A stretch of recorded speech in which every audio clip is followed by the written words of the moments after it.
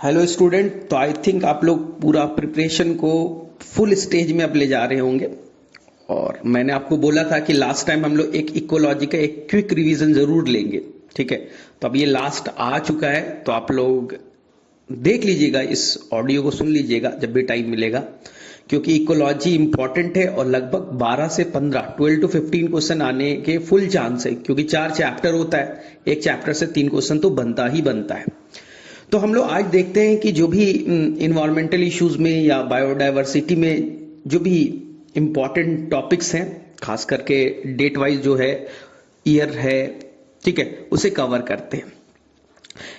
Environmental issue से 3 से 4 question must है, कभी कभी 5 क्वेश्चन बना दिया जाता है। बहुत ही इजी टॉपिक है और केमिस्ट्री से मिलता जुलता है, केमिस्ट्री में भी आप इस टॉपिक को टच करते हैं। आपको मैंने स्टार्टिंग में बताया था इकोलॉजी में कि इंडिया में 2 दिसंबर 1984 बड़ा इंपॉर्टेंट है, क्योंकि इसी रात को 2 दिसंबर की रात को, यानी कि 3 दिसंबर इसे कह सकते हैं, अचानक से एक जो पेस्टिसाइड की कंपनी है वहां पास लीकेज होता है और एक खतरनाक गैस रिलीज होता है, मिथाइल आइसोसाइनेट MIC, जो वाटर से रिएक्ट करके पॉइजन क्रिएट करता है और उसे इनहेल करने से हजारों लोगों को इफेक्ट हुए, ठीक है, बहुत सारे लोग मारे गए। वो आज भी उसका इफेक्ट भोपाल में आपको दिख जाएगा। इसी को ध्यान में रखते हुए इंडियन गवर्नमेंट ने पहली बार नेपा का फॉर्मेशन किया। एनसीईआरटी में ब्लैक पॉइंट से दिख जाएगा आपको, national environment protection act, environmental issues में ये ब्लैक पॉइंट में गिवन होगा। 1986 में बनाया गया। इसका मेन था कि इससे पहले हम लोग पॉल्यूशन पे, ठीक है, इन्वायरमेंट पे कभी कोई बात ही नहीं करते थे, हमारे लिए कोई इंपॉर्टेंट था नहीं। तो एनसीईआरटी में फर्स्ट पैराग्राफ में यही समझाया गया है कि जैसे जैसे पॉपुलेशन बढ़ रहा है तो नेचुरल रिसोर्सेज जो है, वाटर है, एयर है, ठीक है, मिट्टी है, इसका हम लोग बहुत ही ज्यादा, बहुत ही एक्स्ट्रा यूज कर रहे हैं, ठीक है। तो इससे क्या हो रहा है कि वहां पर हम लोग उसे खराब करते चले जा रहे हैं, उसे पॉल्यूट करते चले जा रहे हैं ना। तो उसे कैसे बचाया जाए, तो हमने सबसे पहली बार इन्वायरमेंट पे बातें की 1986 में। अब यहां पर प्रॉब्लम है कि यहां पर हम लोग 3 एक्ट याद करना पड़ेगा। जाहिर सी बात है कि हमने 1974 में बनाया था वाटर एक्ट, ठीक है, कि पानी जो हम पीते, जाहिर सी बात है कि उसे तो अच्छा करना पड़ेगा, क्योंकि गांव में जो भी लोग है कोई वहां फिल्टर नहीं है, ठीक है, जो भी एनिमल्स है उनको डायरेक्टली पानी लेना पड़ता है और पानी जो वो पीते हैं तो हो सकता है इन्फेक्टेड हो, तो उसे वाटर को प्रिवेंट करने के लिए कुछ एक्ट होना चाहिए। 1981 एयर एक्ट बनाया गया, ठीक है, और 1987 में इसमें अमेंडमेंट किया गया। अमेंडमेंट मतलब बदलाव।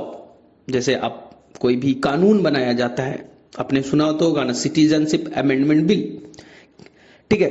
तो जब भी कोई कानून बनाया जाता है तो उसके अंदर कोई बदलाव लाया जाता है, उसी को अमेंडमेंट कहते हैं। तो 1987 में उसमें बदलाव लाया गया और साउंड को भी ना हम एयर पॉल्यूटेंट में मानते हैं। तो ये क्वेश्चन आएगा कि साउंड को हम लोग किस में लेंगे, एयर पॉल्यूटेंट में, सॉइल पॉल्यूटेंट में, वाटर पॉल्यूटेंट में।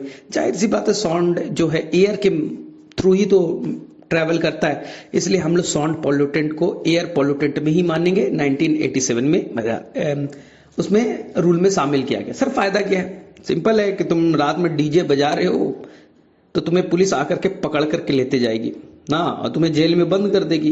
तुम बोलोगे क्यों भाई, मैंने ऐसे क्या कर दिया है? तो सिंपल उसकी कहानी है, तुम्हें बोला गया एयर एक्ट के अकॉर्डिंग आपको बंद किया गया है। तो आप बोलोगे एयर एक्ट है, हम तो साउंड, हम तो भाई डीजे बजा रहे थे। तो वही है, समझिए कि मतलब कि आपने जो नॉइज पॉल्यूशन किया है वो एयर पॉल्यूशन एक्ट के अंदर ही आता है, ठीक है। तो आपको याद करने का ट्रिक, इसमें कंफ्यूज नहीं होना है। जाहिर सी बात है, दिल्ली वाले ना, कि अगर वहां पास 1% भी एयर खराब है, या 5% भी एयर खराब है, 20% भी एयर खराब है, फिर भी वो सरवाइव कर रहे हैं। 30% एयर पॉल्यूट हो चुका है, फिर भी कोई प्रॉब्लम नहीं ना, वो सरवाइव कर रहे हैं। लेकिन पानी 1 लीटर पानी है, उसमें एक मैंने सैल्मोनेला टाइफी डाल दिया, पानी पॉल्यूट हो गया। बस 1 लीटर में एक सिंपल बैक्टीरिया डाल दिया, तो वो अब तुम्हारे लिए तो अनफिट हो गया। तो जाहिर सी बात है कि अगर पॉल्यूटेंट, तुम देखोगे एनसीईआरटी में एक पाई चार्ट बनाया है वाटर पॉल्यूटेंट को लेकर के, कि 99.9% अगर प्योर पानी है, उसमें 0.1% भी अगर कोई पॉल्यूटेंट है तो वो तुम्हारे लिए अनफिट है। तो जाहिर सी बात है कि हमें वाटर पॉल्यूशन पे तो ज्यादा बातें करनी पड़ेगी, ठीक है। ठीक है, इसलिए सबसे पहले वाटर एक्ट बनाया गया, फिर बच्चा एयर एक्ट बनाया गया। इसमें कंफ्यूजन होता है कि पहले वाटर एक्ट आया या एयर एक्ट आया, तो याद रखिएगा वाटर ज्यादा इंपॉर्टेंट है। वाटर एक्ट पहले आया, फिर हमारे लिए एयर एक्ट आया। साउंड को तो सबसे ऐसे भी लास्ट में ही हम लोग लेंगे, 1987 में बना है, अमेंडमेंट करके लाया गया। चलिए अब हम लोग बात करें कि सर पॉल्यूशन होता क्या है। सिंपल सा है, डिफिनीशन आप सभी को मालूम है, डिफिनीशन आएगा भी नहीं, कि किसी भी तरह से चेंजेस होना, ठीक है, एयर हो, वाटर हो, सॉइल हो, ठीक है, किसी भी तरह उनके अंदर में फिजिकल, केमिकल या बायोलॉजिकल प्रॉपर्टीज का चेंज होना, इट इज अ पॉल्यूशन। जो क्रिएट करेगा उसे पॉल्यूटेंट कहेंगे। सिंपल है। एक लेक है, क्लीन लेक है, प्योर क्लीन लेक है, मैंने उसमें खौलता हुआ पानी डाल दिया, तो जाहिर सी बात है कि आपने खौलता हुआ 100 डिग्री का पानी डाल दिया और वहां 25 डिग्री टेम्परेचर था, तो जाहिर सी बात है वहां का फिजिकल प्रॉपर्टी चेंज हो गया वाटर का। तो वहां के बेचारे जो भी वहां के एक्वेटिक ऑर्गेनिज्म है वो तो सर्वाइव नहीं कर पाएंगे, उन्हें तो हार्म हो गया ना, वो यहां से भागेंगे या तो बेचारे मर जाएंगे, ठीक है। सेकंड, आपने पानी प्योर है, आपने उसका पीएच चेंज कर दिया, आपने कुछ एसिड डाला जिससे उसका पीएच चेंज हो गया, केमिकल प्रॉपर्टीज आपने चेंज कर लिया, जिससे वहां के एक्वेटिक ऑर्गेनिज्म, आपको तो अच्छे से मालूम है कि मछलियां भी जो रहती है, जो भी एक्वेटिक ऑर्गेनिज्म है, एक पार्टिकुलर पीएच पे ही रहना पसंद करती है। आपने रेगुलेटर कन्फॉर्मर वर्ड तो सुना ही है, ये रजिस्ट नहीं कर सकते हाई टेम्परेचर लो टेम्परेचर को ना, एक पार्टिकुलर रेंज में ही रहना पसंद करते हैं, ठीक है। अब इसी तरह से आपने क्या किया, वहां पर एक्वेटिक ऑर्गेनिज्म रह रहे उस लेक में, आपने वहां पर बैक्टीरिया और फंगस का ग्रोथ करा दिया, जाहिर सी बात है वहां का बायोलॉजिकल प्रॉपर्टी चेंज हो गए। वहां पर जो भी लिविंग ऑर्गेनिज्म थे, अचानक से उनके अंदर में आपने बैक्टीरिया फंगस डाला, वो क्या करेंगे, एल्गल ब्लूम करा दे, वहां का ऑक्सीजन को ले ले, वहां के एक्वेटिक ऑर्गेनिज्म को नुकसान पहुंचेगा। तो यहां पर बायोलॉजिकल प्रॉपर्टीज वाटर का चेंज हो गया। तो किसी भी तरह का चेंजेस होना, हम इसी को पॉल्यूशन कहते हैं, ठीक है। अब देखिए ध्यान से, एयर पॉल्यूशन में जो करेगा उसे एयर पॉल्यूटेंट कहेंगे। दो तरह के, एक है गैसेस, ठीक है, गैसेस में कौन आएगा, अनबर्न्ड हाइड्रोकार्बन। आपने पेट्रोल डीजल को बर्न किया, पूरी तरह से जल नहीं पाया, अनबर्न्ड के फॉर्म में रिलीज हो गए, ये बड़ा नुकसानदेह है हमारे लिए। सेकेंड है आपके नाइट्रोजन के ऑक्साइड NO2 NO3, सल्फर के ऑक्साइड SO2 SO3, ठीक है। इसके अलावा आप देखिएगा तो बहुत से, जैसे मीथेन है, इथेन है ना, इथाइलिन है, यहाँ तो जो आपके ये हाइड्रोकार्बन है, ठीक है, या बहुत सारे वोलेटाइल गैसेस है, ये हमारे लिए नुकसानदेह, जाहिर सी बात है। लेकिन सबसे ज्यादा जो एनसीईआरटी स्ट्रेस देता है, वो एनसीईआरटी आपको कहता है कि पहले हम लोग मानते थे कि सल्फर के ऑक्साइड, नाइट्रोजन के oxide, carbon monoxide, unburned hydrocarbon, ये हमारे लिए डेंजरस है। बहुत सारे वोलेटाइल, ठीक है, VOC वोलेटाइल ऑर्गेनिक कंपाउंड है, ये हमारे लिए डेंजरस है, इसे इनहेल करेंगे हमें नुकसान होगा। लेकिन हमारे लिए एक बड़ा प्रॉब्लम है पार्टिकुलेट मैटर ना, जो हवा में छोटे छोटे डस्ट है, छोटे छोटे पार्टिकल्स है, जो हमें नेकेड आई से दिखाई भी नहीं देते, लेकिन हम उसे सांस के थ्रू लेते रहते हैं ना। तो एनसीईआरटी यहां पे एक SPM की बात करेगा, सस्पेंडेड पार्टिकुलेट मैटर, नाम में लिखा है, या उसी को पार्टिकुलेट मैटर कहेंगे, कंफ्यूज नहीं होना है। सस्पेंडेड पार्टिकुलेट मैटर या उसी को हम पार्टिकुलेट मैटर कहेंगे, जिसका साइज लेस और इक्वल हो 2.5 माइक्रोमीटर के ना। ये CPCB ने डाटा दिया है, सेंट्रल पॉल्यूशन कंट्रोल बोर्ड जो दिल्ली में है, उसने एक डाटा बोला है कि जिसका साइज पार्टिकुलेट मैटर का 2.5 या उससे कम होगा, उसे हम डायरेक्टली इनहेल कर लेते हैं, और वो सस्पेंडेड है, यानी वो आपके एयर में, इन्वायरमेंट में सेटेबल नहीं है, भारी नहीं है कि नीचे बैठ जाएगा, वो ऐसे ही घूम रहा है आपके एयर में, और इसे आप इनहेल करिएगा तो लंग्स को बहुत डैमेज करेगा ना, हजार्डस है, नुकसानदेह, प्रीमैच्योर डेथ तक इससे पॉसिबल है, और बहुत ज्यादा रिसर्च भी हमें नहीं मालूम उसके बारे में, लंग्स को काफी डैमेज करता है, ठीक है। तो हमें बचना है, ठीक है। इसके लिए हमने कई सारे रिमेडी बनाई है, यानी कि हमें पार्टिकुलेट मैटर को हटाना है तो हमने ESP बनाया। एनसीईआरटी में बहुत, आपको क्वेश्चन में बस यही आएगा, ESP is best for electrostatic precipitator का काम क्या है, आंसर करके आइएगा। एनसीईआरटी का लैंग्वेज है, 99% पार्टिकुलेट मैटर को ये हटा देगा। कहां, थर्मल पावर प्लांट में, ये भी ध्यान दीजिएगा, अपने घर में नहीं लगा लोगे इलेक्ट्रोस्टैटिक प्रिसिपिटेटर। सर कैसे काम करता है, एक आइडिया ले लीजिए। तो यहां पे एनसीईआरटी बोलता है कि जहां थर्मल पावर प्लांट है, जाहिर सी बात है कोल बर्निंग होता है, कोयला जलता है तो बहुत सारे पार्टिकुलेट मैटर निकलते होंगे, और पार्टिकुलेट मैटर निकलता है तो उसे हम डायरेक्टली इन्वायरमेंट में नहीं निकाल सकते। तो जो डर्टी एयर है, गंदा एयर है, उसमें गैसेस भी है, याद रखना गैसेस भी है, कार्बन मोनोऑक्साइड होगा, सल्फर ऑक्साइड होंगे, नाइट्रोजन के ऑक्साइड होंगे, उसे नहीं हटाएगा, याद रखना, केवल पार्टिकुलेट मैटर के लिए वैलिड है।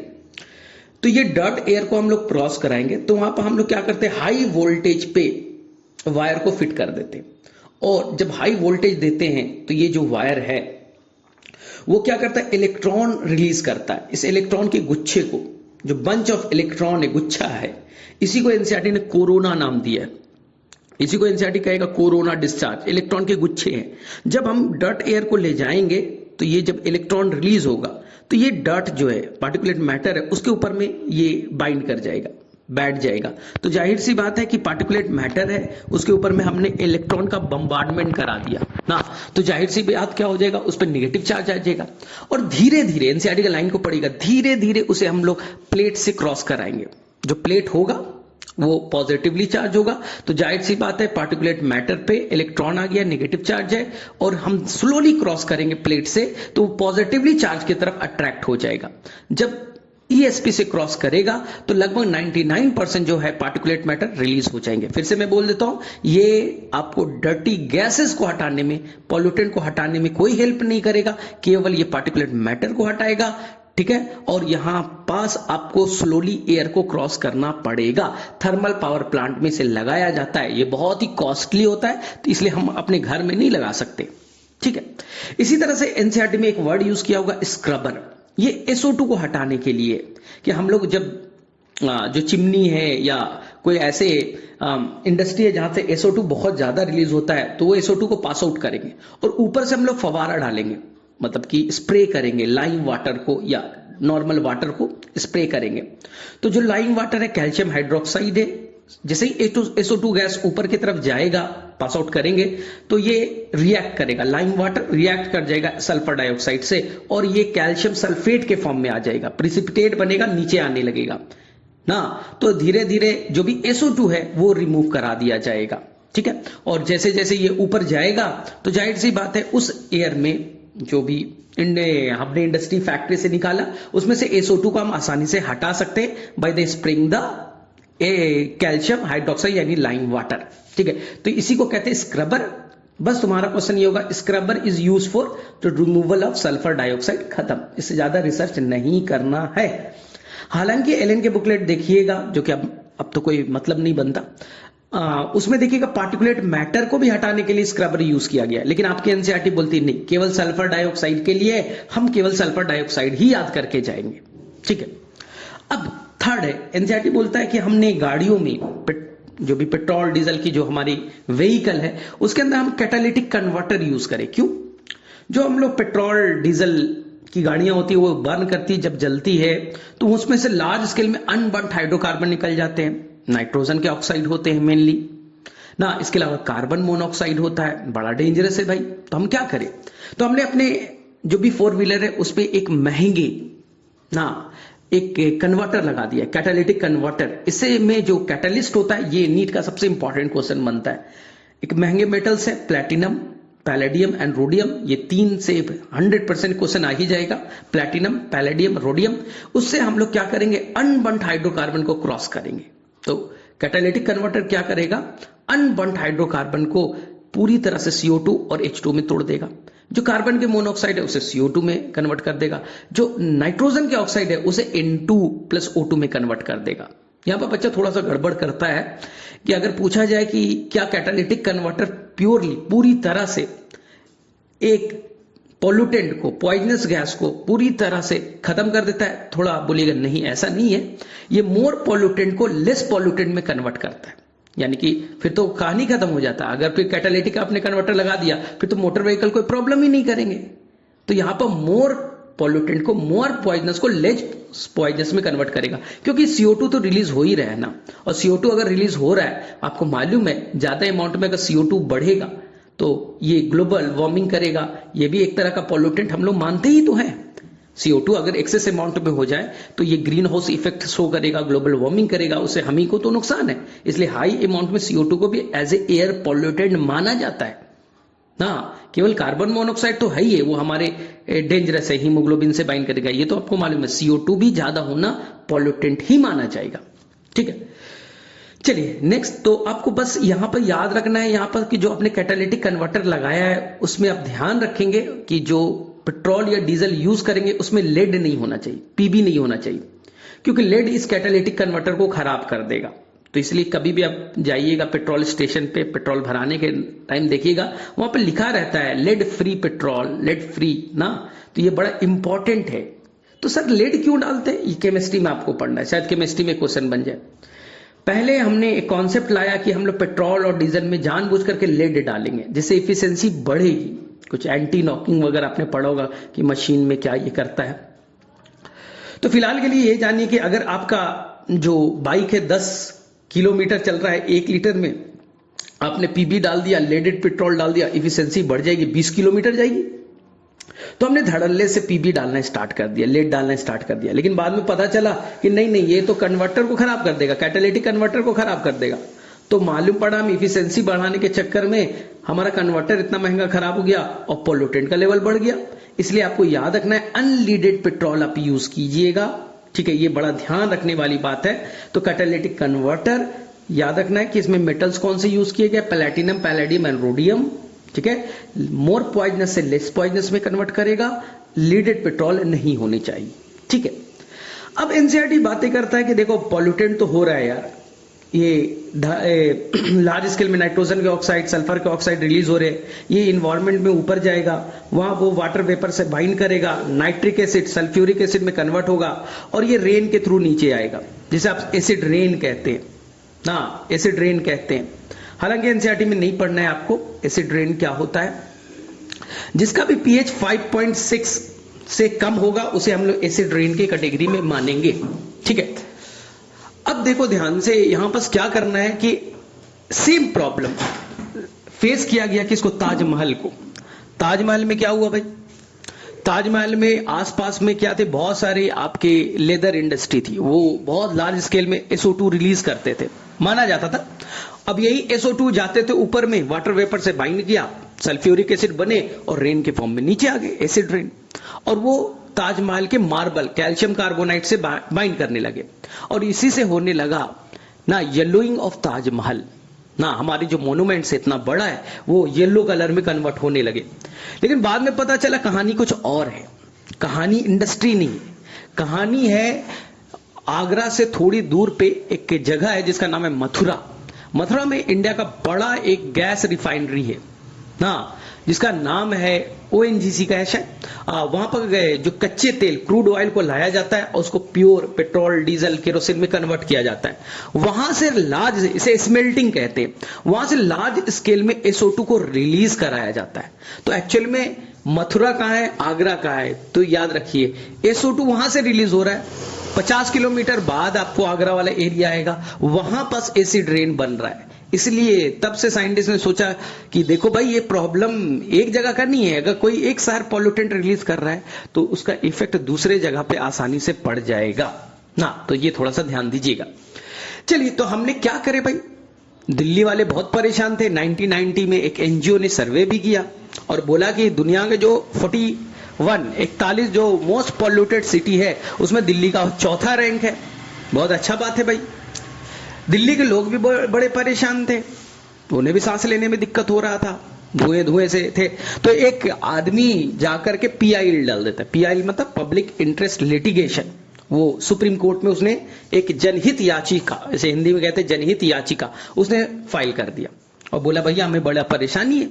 तो अब सुप्रीम कोर्ट इस पे संज्ञान लिया, यानी उस पे सुनवाई किया और उसने बोला बात तो सही है यार, सर्वे में तुम 4th रैंक पे हो, लोग यहां परेशान है और रियल में ये परेशानी है। तो उसने दिल्ली गवर्नमेंट को गाइड किया कि देखो भाई ऐसा करो, जो भी पब्लिक ट्रांसपोर्ट है, खासकर तुम्हारी जो बसेस है ना, वो बसेस को आप हटाओ, या तो आप हटा दो हमेशा के लिए, या तो जो भी बसेस डीजल यूज कर रही है, डीजल बेस्ड है, उनको हटाया जाए, हाँ उसको रिप्लेस करो CNG से। उन्होंने बताया कि CNG से आप रिप्लेस कर दीजिए, कॉम्प्रेस्ड नेचुरल गैस से, ठीक है। अब सेकेंड चीज है कि एक बड़ा प्रोजेक्ट था, ठीक है। तो सर एक क्वेश्चन आएगा सीएनजी क्यों बेटर है, तो उसके कई सारे रीजन है। सीएनजी एक गैस है, इसे सिफोन्ड नहीं किया जा सकता, इसे चोरी नहीं किया जा सकता। सिफोन्ड मतलब चोरी। सेकेंड एनसीईआरटी में लिखा है कैन नॉट बी एडल्ट्रेटेड, यानी इसमें मिलावट नहीं किया जा सकता है। जाहिर सी बात है, थोड़ी ना इसमें गैस है, क्या मिलाओगे यार। तीसरा, ये चीपेस्ट होगा, यानी कि ये सस्ता होगा पेट्रोल डीजल से, जाहिर सी बात आज भी सस्ता ही है। और सबसे इंपॉर्टेंट था बर्न्ड इफिशिएंटली। अगर चारों ऑप्शन आ जाए तो सबसे इंपॉर्टेंट हमारे लिए क्या, बर्न्ड इफिशिएंटली, यानी कि वो अच्छे से जलता है और जो पॉल्यूटेंट कम रिलीज करता है। यानी 1 लीटर पेट्रोल चलाइए, 1 लीटर सीएनजी जलाइए, तो जाहिर सी बात है इफिशिएंसी अच्छी किसमें, सीएनजी में, तो पॉल्यूटेंट का अमाउंट किसमें कम होगा, सीएनजी में होगा, ठीक है। लेकिन सबसे बड़ा प्रॉब्लम था, ठीक है, कि वहां पास दिल्ली में फिलिंग स्टेशन कैसे बनाया जाए, ये गैस है ना, कैसे, तो पाइपलाइन बिछाना था, सब पूरे दिल्ली में पाइपलाइन एक दूसरे से जोड़ना था। तो ये बड़ा डिफिकल्ट जॉब था। हालांकि दिल्ली गवर्नमेंट ने किया और इसका इफेक्ट पड़ा 1997 से 2005 तक। अचानक से दिल्ली का पॉल्यूशन काफी घटा, लेकिन इतना इनफ नहीं था। ये केवल पब्लिक ट्रांसपोर्ट यानी बसेस के लिए था, जो गवर्नमेंट की बसेस थी ना, लेकिन प्रॉब्लम कुछ और था। इसी टाइम गवर्नमेंट ऑफ इंडिया भी देखती है एक नया चीज कि यूरोप वाले, लंदन, पेरिस, इटली, ये तो हमसे ज्यादा डेवलप्ड भाई, वहां तो हर लोगों के पास में कार है। हम लोगों के पास तो थोड़ा गरीब भी है भाई, हमारे पास तो कार का नंबर कम है। तो ऐसा क्या है भाई कि यूरोप में पॉल्यूशन का लेवल घट रहा है, वहां भी कार का नंबर बहुत ज्यादा है, तो वहां क्यों घट रहा है, हमारे अंदर में ऐसा क्या है भाई कि पॉल्यूशन का लेवल बढ़ रहा है। तो उन्होंने एक सजेशन मांगा, एक टीम बनाया और उन्होंने बोला यूरोप का दौरा करो, यूरोप में घूम घूम करके आओ, पता करो ऐसा क्या चक्कर है भाई। तो पता चला कि अरे भाई वहां तो बड़ा हार्ड रूल है, यूरोप में कुछ हार्ड रूल्स है, नॉर्म्स है, इसी को कहते हैं यूरो नॉर्म्स। तो आप एनसीईआरटी जब पढ़िएगा तो एक वर्ड आएगा यूरो नॉर्म्स, उससे डरना नहीं, नॉर्म्स मतलब रूल होता है, ठीक। अब उन्होंने आकर के इंडियन गवर्नमेंट को बताया कि देखिए हम लोग को भी यही फॉलो करना चाहिए ना। तो इंडिया में उसी का नाम दे दिया गया भारत स्टेज। हाँ, ये यूरोनॉम हर 5 साल के बाद, 7 साल के बाद, 3 साल के बाद मॉडिफाई होते रहता है, रूल चेंज होते रहते हैं। इसी तरह से इंडिया में 2000 के आसपास में आया भारत स्टेज, फिर रूल कुछ चेंज हुए, भारत स्टेज 2 आ गया, फिर 3 आ गए, हाँ 4 आ गया, ठीक है। तो ये आपको रट्टा नहीं मारना है कि भारत स्टेज कब कौन सा हुआ, ठीक है। 2000 में मान लीजिए 5 ईयर का गैप मान लीजिए ना, आपको क्वेश्चन में आ नहीं रहा है। 2000 में भारत स्टेज 1 हुआ, 2005 में भारत स्टेज 2 आया, ठीक है। 2010 में भारत स्टेज 3 आया। 2017 एनसीईआरटी का लाइन है, अप्रैल 2017 में भारत स्टेज 4 में चला गया। और इसके बाद में इंडिया को ना भारत स्टेज 5 में जाना था, लेकिन इंडियन गवर्नमेंट ने उसे मना कर दिया। बोला देखो रूल जो तुम बना रहे हो ना वो रूल वीक है, हमारा पॉल्यूशन लेवल ज्यादा बढ़ रहा है, तुम्हारा रूल कमजोर है। तो हम लोगों ने भारत स्टेज 5 को स्किप कर दिया, यानी कि छोड़ दिया, और डायरेक्टली इंडिया ने 1 अप्रैल 2020 को हम लोग भारत स्टेज 6 में इंटर कर गए। हाँ, 1 अप्रैल 2020 को इंडिया भारत स्टेज 6 में इंटर कर गया। दे स्किप द भारत स्टेज 5, ठीक है। तो हम भारत स्टेज 6 में फिलहाल है, इसलिए कोई भी कार देखोगे, मोटर व्हीकल देखोगे तो उसमें लिखा रहेगा भारत स्टेज 6, अब वाली कार में आ जाएगा, ठीक है। तो सर इसमें रूल क्या था, क्या हमें सब याद रखना है? नहीं सर, इसमें क्या बातें होती है, 2 बातें। जो इंडियन गवर्नमेंट 2 मीटिंग बुलाएगी, एक मीटिंग बुलाएगी जो कच्चा तेल ना, जो कच्चा तेल को क्या करते हैं, रिफाइन करते हैं। जैसे ओएनजी डिब्रूगढ़ में आपका कच्चा तेल निकला, सऊदी अरेबिया ईरान से कच्चा तेल आया, वो मथुरा आ गया, तो मथुरा में ओएनजीसी है। इसी तरह से कई सारे हैं, रिलायंस कंपनी है, भारत पेट्रोलियम है, कई सारे हैं। उन लोग कच्चे तेल को मॉडिफाई करके पेट्रोल डीजल में कन्वर्ट करते हैं। तो इंडियन गवर्नमेंट ने उनको बोला देखो भाई, तुम लोग जो रिफाइनरी सही से कर नहीं रहे हो, प्रॉब्लम तुम्हारे साथ है। तुम लोग क्या डाल देते हो यार, इतना सल्फर वल्फर डाल देते हो, फिर गाड़ी में डालते हैं, सल्फर डाइऑक्साइड बहुत बढ़ जाता है। तो ऐसा करो कि तुम लोग ना थोड़ा अपना मशीन को ठीक करो, अपग्रेड करो। यही है एनसीईआरटी में, यही दिया बच्चा। भारत स्टेज 3 में कुछ ऐसे दिया गया कि उन्होंने एक रूल्स बनाया और बोला कि देखो तुम लोग जो अब रिफाइनरी करोगे उसमें जो डीजल होगा उसके अंदर में 350 ppm से ज्यादा सल्फर का अमाउंट नहीं होना चाहिए, और जो पेट्रोल है उनमें 50 ppm से ज्यादा नहीं होना चाहिए, 150 ppm से ज्यादा नहीं होना चाहिए। और जो हाइड्रोकार्बन है उसका अमाउंट जो है 42% से ज्यादा नहीं होना चाहिए।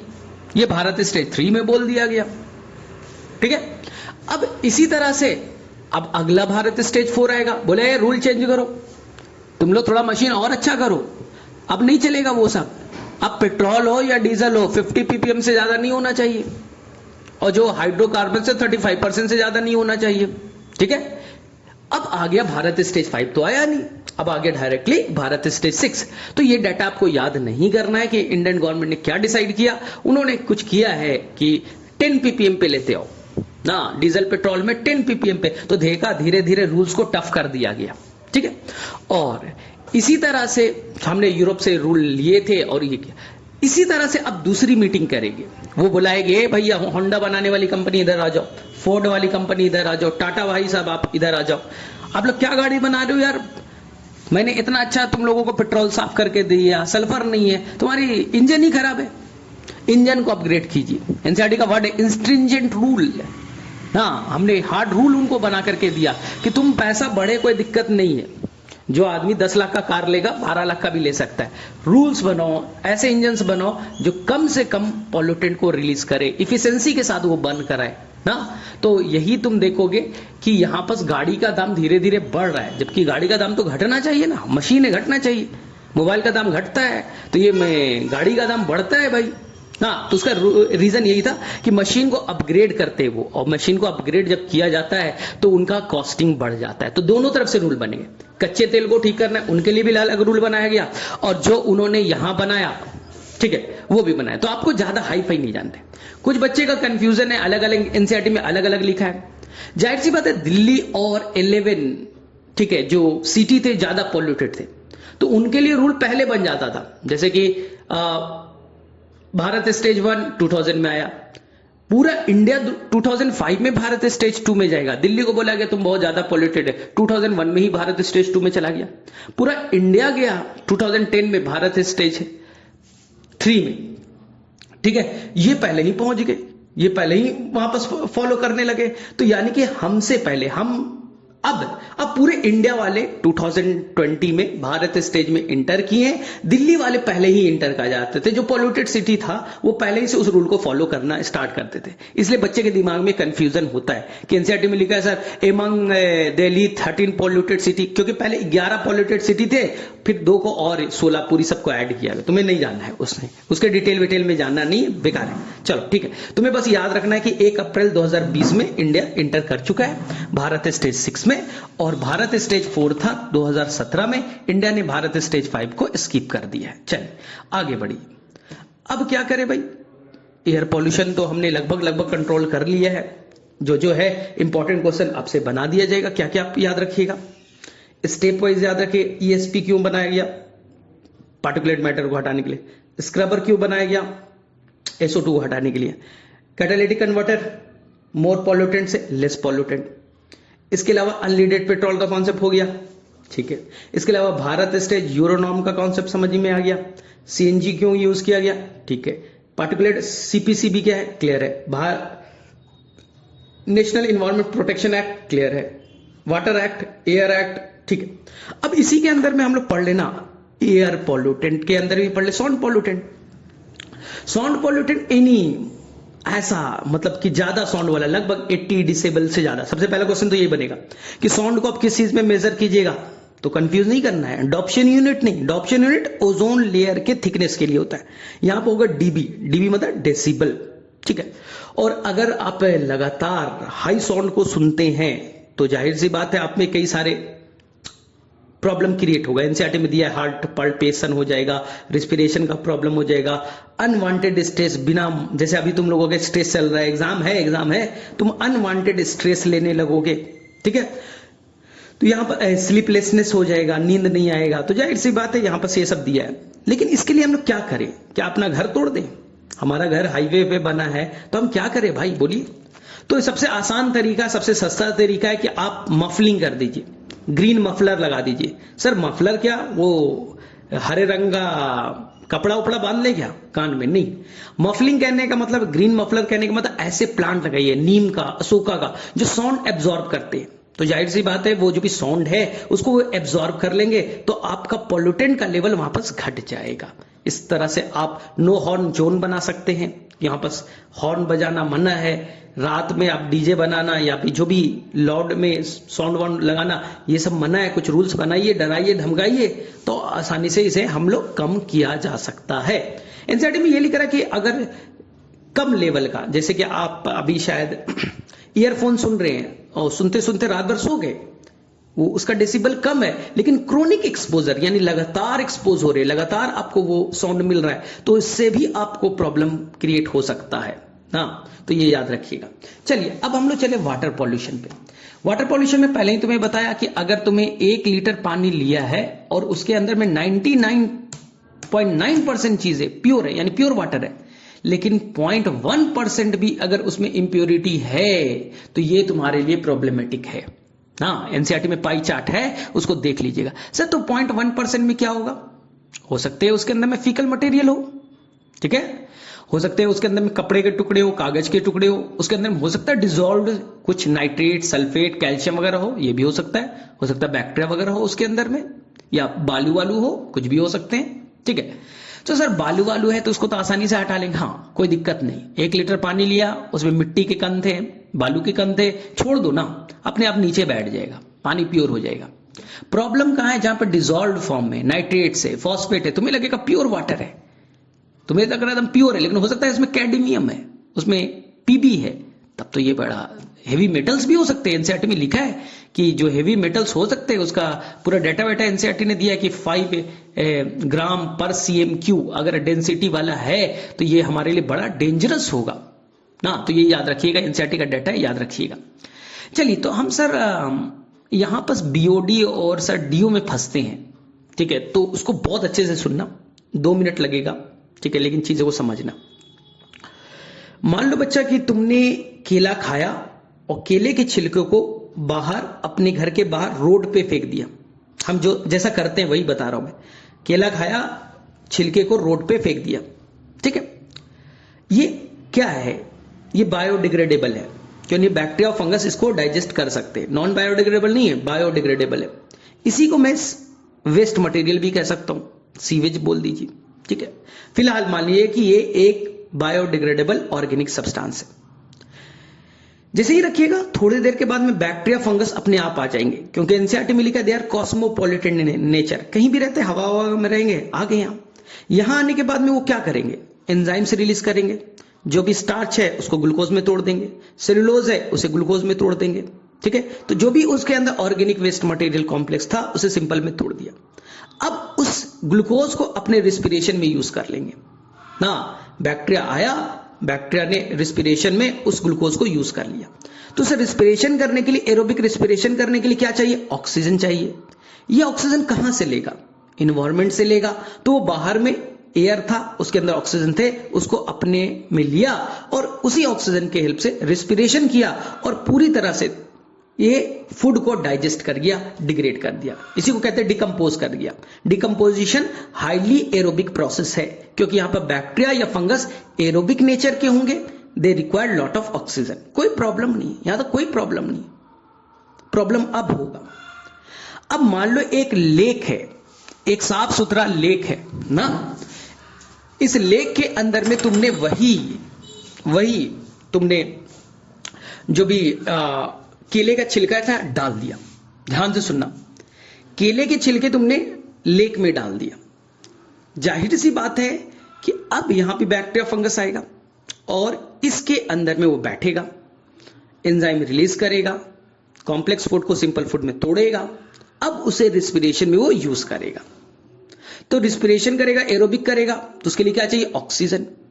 मान लो इस केले छिलके को डाइजेस्ट करने के लिए 10 ऑक्सीजन की जरूरत थी, तो यही है बच्चा, उस केले के छिलकों को पूरी तरह से डाइजेस्ट करने के लिए, रिस्पिरेशन करके पूरी तरह से यूज करने के लिए, डिकम्पोज करने के लिए ना, यानी पूरी तरह से खाने के लिए उसे 10 ऑक्सीजन की जरूरत है। इसी को कहेंगे बायोकेमिकल ऑक्सीजन डिमांड 10 है।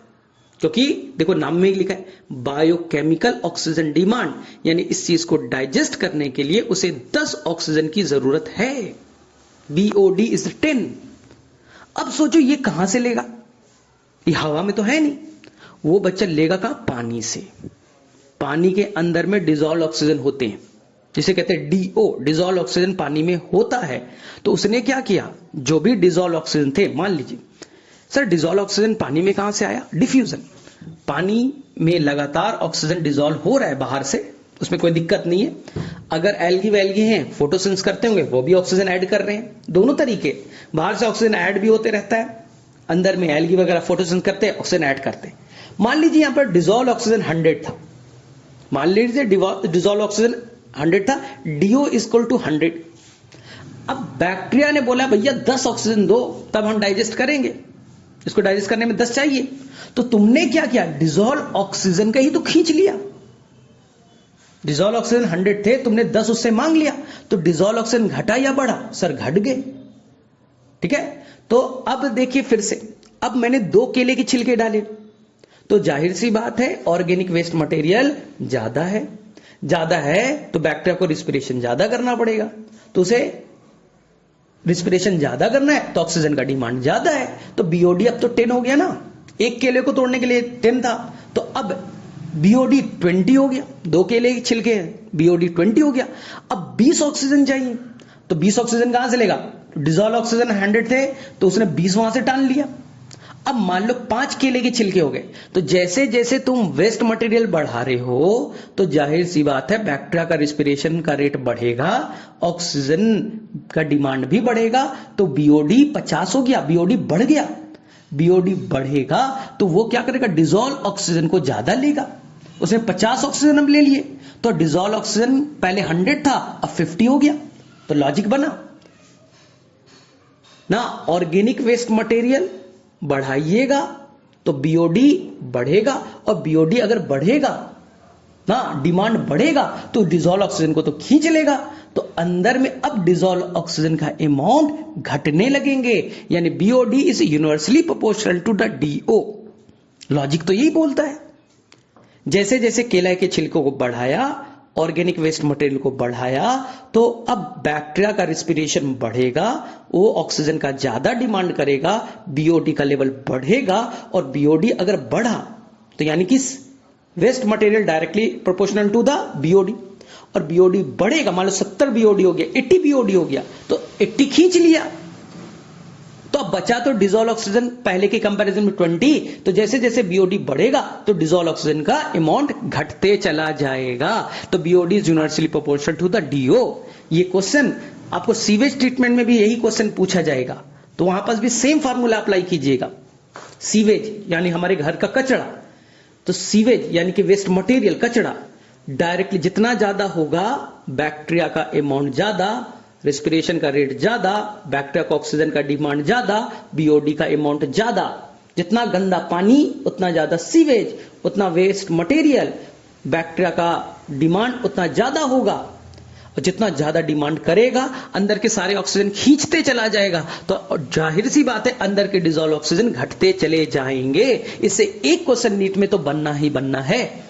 इसलिए NCERT में एक फिगर बनाया है कि मान लिया आप गुवाहाटी में हैं, और गुवाहाटी में अचानक से ब्रह्मपुत्रा नदी आती है, अभी गुवाहाटी में इंटर नहीं की है वो, अभी ब्रह्मपुत्रा नदी गुवाहाटी में जस्ट इंटर करने वाली है, उससे पहले वाला मान लो प्री गुवाहाटी वाले में, तो जाहिर सी बात है पानी साफ होगा, ऑक्सीजन एडेड होंगे, डिजॉल्व ऑक्सीजन ज्यादा होगा, वेस्ट मटेरियल नहीं है, गंदगी नहीं है, तो BOD क्या होगा, BOD क्या होगा, वहां पर कम होगा। ठीक है, जैसे ही वो गुवाहाटी में इंटर करेगा तो वहां गुवाहाटी में लाखों बेवकूफ लोग, सभी बेवकूफ 1 लाख बेवकूफ लोग, सबने अपने घर का कचरा लिया, गुवाहाटी ब्रह्मपुत्रा में डाल दिया, तो सीवेज बढ़ा, अचानक से सीवेज बढ़ेगा, ऑर्गेनिक वेस्ट मटेरियल बढ़ेगा, बैक्टीरिया फंगस पहुंच जाएंगे और वो डिकम्पोज करने स्टार्ट कर देगा। तो अब सीवेज ज्यादा तो बैक्टीरिया का डिमांड ज्यादा, तो BOD बढ़ जाएगा और सबका सब ऑक्सीजन को खींच लेगा, डिजॉल्व ऑक्सीजन को, तो जाहिर सी बात DO ड्रास्टिकली घटेगा। लेकिन बैक्टीरिया और फंगस में एक सबसे बड़ी बात है कि वो धीरे धीरे क्या करेंगे, जैसे जैसे नदी गुवाहाटी को क्रॉस करते जाएगी, 10 किलोमीटर 20 किलोमीटर क्रॉस कर गई, तो धीरे धीरे डिजॉल्व ऑक्सीजन तो घुलते चले जा रहे हैं और घुलते जा रहे हैं बाहर से डिफ्यूजन होकर के। लेकिन धीरे धीरे बैक्टीरिया और फंगस सारे चट कर जाएंगे, सारे सीवेज को वो डाइजेस्ट कर जाएंगे, डिग्रेड कर देंगे। 100 किलो तुमने सीवेज डाला, सभी को डिग्रेड कर रहे, डिग्रेड, एक टाइम आएगा सारा सीवेज डिग्रेड हो जाएगा। डिग्रेड हो गया, अब वेस्ट मटेरियल कुछ भी नहीं है, तो बैक्टीरिया खाएगा क्या भाई? कोई सीवेज है ही नहीं, कोई वेस्ट मटेरियल तो है ही नहीं, ऊपर से डिजॉल्व ऑक्सीजन ऐड होते जा रहा है, तो धीरे धीरे फिर से डीओ बढ़ जाएगा, डीओ फिर से बढ़ जाएगा और सीवेज खत्म हो गया है, बैक्टीरिया का डिमांड नहीं है क्योंकि सीवेज ही नहीं है, तो फिर से बीओडी क्या होगा, घट जाएगा। तो 3 पार्ट्स में डिवाइड कर दीजिएगा इस ग्राफ को। गुवाहाटी इंटर करने से पहले डिजॉल्व ऑक्सीजन ज्यादा, बीओडी कम। गुवाहाटी इंटर किया, वहां बेवकूफ लोग का नंबर ज्यादा था, बीओडी बढ़ गया, डीओ घट गया, यूनिवर्स रिलेशन होता है। और जैसे ही गुवाहाटी को क्रॉस किया 50 किलोमीटर आगे, तो अचानक से फिर से डीओ बढ़ेगा और बीओडी घट जाएगा। 3 पार्ट्स में डिवाइड कर दीजिए ग्राफ को, कभी गलती नहीं होगा। चलिए ध्यान से अब आगे चले। सर ये बायोमैग्निफिकेशन है, हाँ ध्यान से सुनिएगा। बायोमैग्निफिकेशन में 2 लाइन याद रखिए। कुछ ऐसे केमिकल हैं जिसे हमारा बॉडी डाइजेस्ट नहीं कर सकता, मतलब कहने का मतलब वो चीज अगर हम खा ले तो हमारे अंदर में एंजाइम नहीं है जो उस कॉम्प्लेक्स पार्ट को तोड़ सके। जैसे बच्चा डीडीटी, अगर डीडीटी तुम ले लोगे, तुम्हारे अंदर कोई ऐसा एंजाइम नहीं है जो डीडीटी को डाइजेस्ट कर सके, डिग्रेड कर सके। इसलिए पहला चीज वो नॉन बायोडिग्रेडेबल होगा, यानी हमारे एंजाइम्स लिविंग ऑर्गेनिज्म यानी बैक्टीरिया फंगस भी नहीं कर सकता। ऐसा नहीं कि सर हम नहीं करेंगे, बैक्टीरिया नहीं, कोई नहीं कर सकता, कोई भी लिविंग ऑर्गेनिज्म उसे डाइजेस्ट नहीं कर सकता, पहला चीज। सेकेंड चीज, वो एक्सक्रीट भी नहीं होगा। हमारे बॉडी में अगर डीडीटी तुमने रोजाना 1 गिलास पानी पिया, उसमें 1 डीडीटी आ गए, तो भाई साहब रोजाना 365 दिन, साल में 365 दिन रोजाना 1 गिलास पानी पी रहे हो, तो 365 डीडीटी आएंगे, तुम्हारे बॉडी में बैठ जाएगा ना, वो डाइजेस्ट होगा, डिग्रेड तो होगा नहीं, और एक्सक्रीट भी नहीं होगा क्योंकि वो लिपिड सॉल्युबल, तुम्हें लिपिड्स में बैठ गए। अगर वो वाटर सॉल्युबल होता तो वो यूरिन के थ्रू बाहर निकल जाते, कोई प्रॉब्लम नहीं होता, लेकिन वो लिपिड सॉल्युबल है तो तुम्हारे अंदर में लिपिड में बैठ जाएगा, वाटर सॉल्युबल नहीं है। वाटर सॉल्युबल है कोई दिक्कत नहीं, ऐसे समझो। कुछ विटामिन होते हैं फैट सॉल्युबल, फैटेक, ए डी ई और के, तुम्हारे एक बार खा लिया तो उसकी कमी नहीं होती क्योंकि फैट सॉल्युबल है, बैठ जाएंगे, धीरे धीरे देते रहेंगे। लेकिन कुछ विटामिन है वाटर सॉल्युबल ना, बी कॉम्प्लेक्स और सी, ये तुमने लिया, वाटर सॉल्युबल है, यूरिन से पास आउट हो गया, तुम्हें बार बार लेने की जरूरत पड़ेगी। ऐसा नहीं एक बार ले लिया तो हमेशा आप लेने की जरूरत नहीं है ना। वैसे ही समझो डीडीटी क्या है, लिपिड सॉल्युबल है और नॉन बायोडिग्रेडेबल है, हम लोग तोड़ नहीं सकते। चलिए भाई, तो आपको एक कहानी पूछा जाएगा, 1 मिनट पानी पी लूं मैं।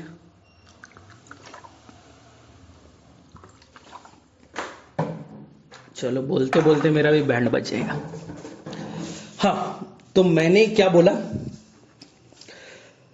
कि अमेरिका में एक कहानी ऑब्जर्व किया गया कि अचानक से अमेरिका में एक जो बाल्ड ईगल है, एक बर्ड है बाल्ड ईगल जो मछली खा करके जिंदा रहती है, उसके पॉपुलेशन अचानक से घटने लगे।